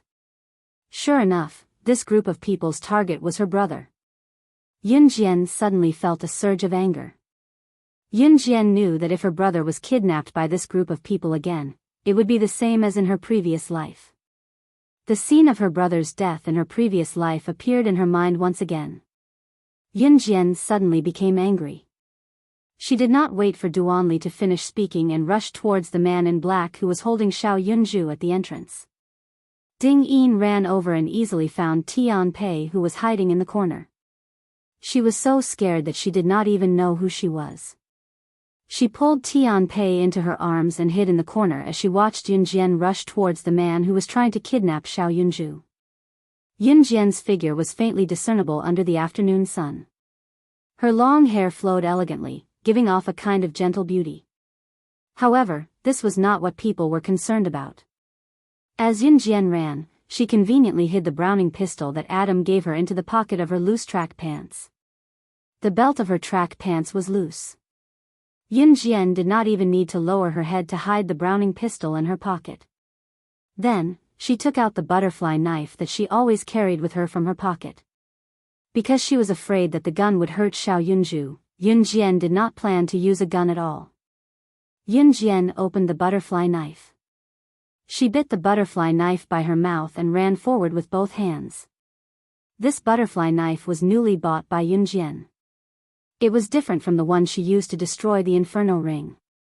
Yunjian had already thrown away the butterfly knife that she picked out from the army. This was because the previous butterfly knife was stained with the blood of the Inferno ring. Usually, after Yunjian killed someone with a butterfly knife, she would change it. This was because she felt that a knife stained with other people's blood was not clean. However, the knife in Yunjian's hand was new. Therefore, she was not afraid that it would be dirty when she bit it. Yunjian bit the butterfly knife. She ran with both hands, and her speed was several times faster than running with the butterfly knife. Everyone who stood afar, Ding Yin, Tianpei, Wang Ba's mother, Duanli, Adam who stood where they were, and Lan Su who came later, saw her sprinting like the wind. This was probably the fastest running speed Yunjian had ever run in her life. Yunjian continued to walk forward. Her eyes were glowing red and filled with murderous intent. Even the man who was carrying Xiao Yunju sensed it. She bit the knife in her mouth. Isn't she afraid of swallowing it? What is she trying to do? A group of people who had hidden themselves were watching Yunjian as if they were watching a show once they were in hiding. At this moment, a series of sniper rifle bullets could be heard. The people hiding in the surroundings immediately shut their mouths, not daring to make a sound. However, they also realized that the bullets were all aimed at Yunjian. Yunjian narrowed her eyes. She bit the butterfly knife, rolled forward twice, jumped up, and continued to chase after the man. The sniper rifle continued to fire. Even some of the parents who were hiding and watching the situation could see it. This group of snipers' target was Yunjian. Yunjian's action of rolling to avoid the bullets stunned everyone present. After all, no one dared to compete with bullets in terms of speed. However, Yunjian dared. Not only did she dare, but she also dared to chase after someone under the sniper's fire. Yunju was taken away by the bad uncle. She deserves it. It's best if she dies. Suddenly, a girl's voice came from afar. Although Yunjian was running, she heard it clearly. The voice came from Tianpei.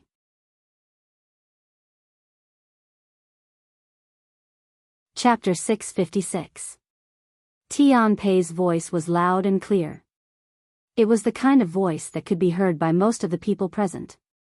This included Yunjian, who was still dodging the sniper's bullets and chasing after the man who wanted to kidnap Xiao Yunju.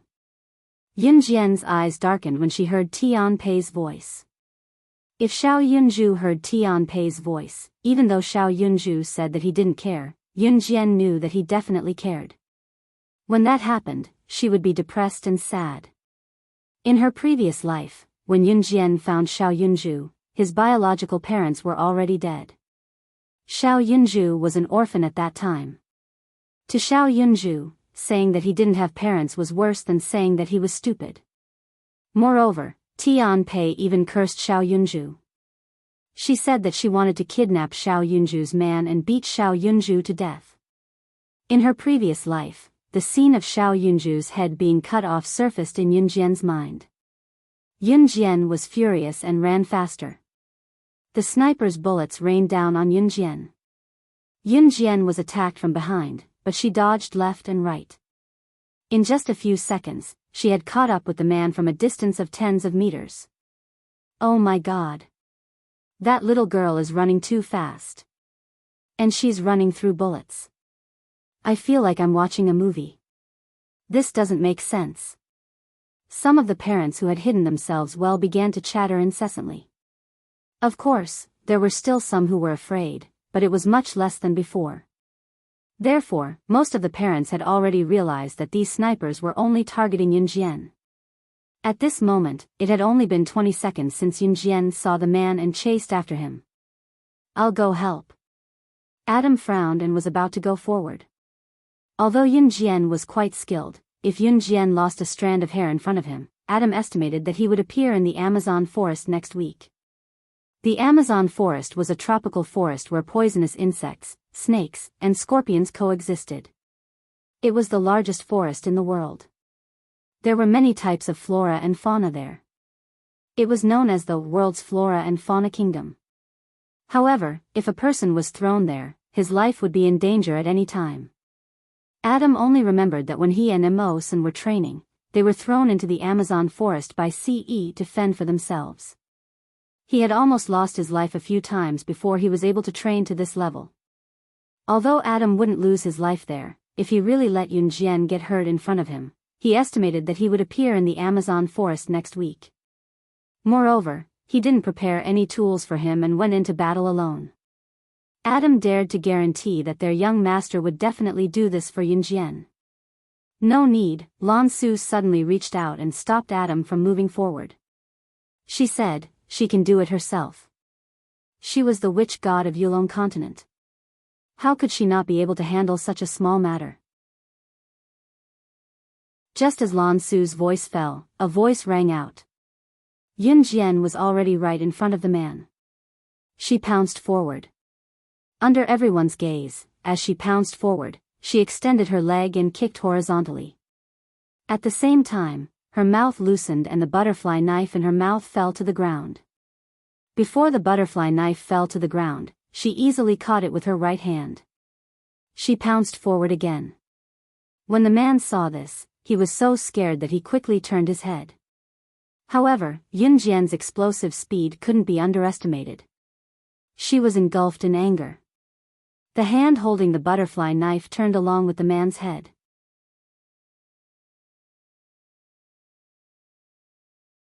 Chapter 657. The man who was carrying the unconscious Xiao Yunju was clearly quite capable. Judging from his skills, he did not look like a second-rate killer. He could at least be considered a high-level killer. A high-level killer could kill 50 normal people. This was because a high-level killer's standard was similar to an advanced special forces soldiers.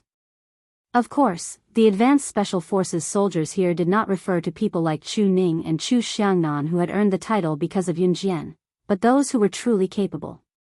However, Chu Ning and the rest would become advanced special forces soldiers with real capabilities sooner or later. Usually, an official member of the advanced special forces who had undergone the most brutal training could take on 50 normal people alone. It was definitely not an exaggeration. However, such an existence had been killed on the spot by Yunjian with a stab to his temple. Leaving these profound questions aside, just the fact that Yunjian had killed someone was enough to scare everyone present out of their wits. Seeing someone kill someone in their imagination was definitely not as intense and shocking as seeing it in real life.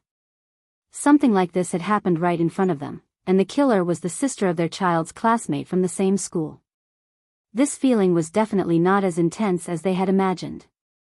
After Yunjian killed the man, she carried Xiao Yunju back from the man's shoulder before he fell to the ground.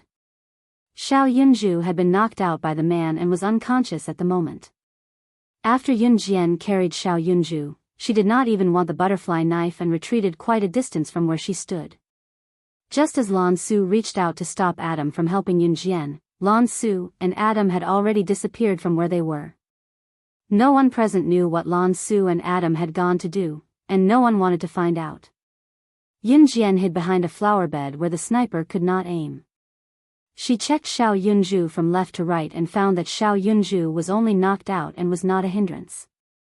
It wouldn't affect the brain either. Just as Yunjian flashed into the flower bed with Xiao Yunju, the crowd had already exploded. Ah! Ah! Ah! Kill, kill, kill, kill, they're killing people. Someone was so frightened that he was trembling with fear, shouting and yelling at the same time. Then, a large group of female parents screamed in fright. For a moment, the whole place was in an uproar. After all, everyone present was a parent, and most of them were female. The male parents had already gone to work. For parent-child sports events, most of them were female parents. However, when they saw such a bloody scene, the group of female parents were so scared that they were trembling. Even their necks were trembling. Yunjian placed Xiao Yunju in the flower bed. Miss. How is Yunju? Is he okay?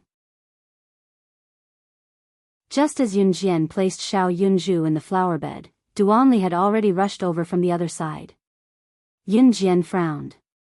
She didn't see Lan Su and Adam, but she knew that they must have gone to deal with the sniper in the distance. So when Duanli ran over, Yunjian didn't stop her. Chestnut, look after Xiao Zhu for me. Yunjian gently moved Xiao Yunju's head to Duanli's calf. Okay. Duanli nodded heavily. Yunjian walked out of the flower bed. She walked over to the dead man's temple and pulled out the butterfly knife in front of the group of parents who were shivering and looking at her. Then, she walked towards Ding Yin and Tian Pei. Ding Yin and Tian Pei saw the scene just now and were already squatting on the ground, trembling in fear. Both of them were indescribably terrified when they saw Yunjian coming over. Swish, suddenly, Yunjian threw out the butterfly knife. Ah! Ding Yin and Tian Pei screamed at the same time. You're tuning into the A Romantic Tales YouTube channel. Don't forget to subscribe and join us on this journey to catch the most captivating stories.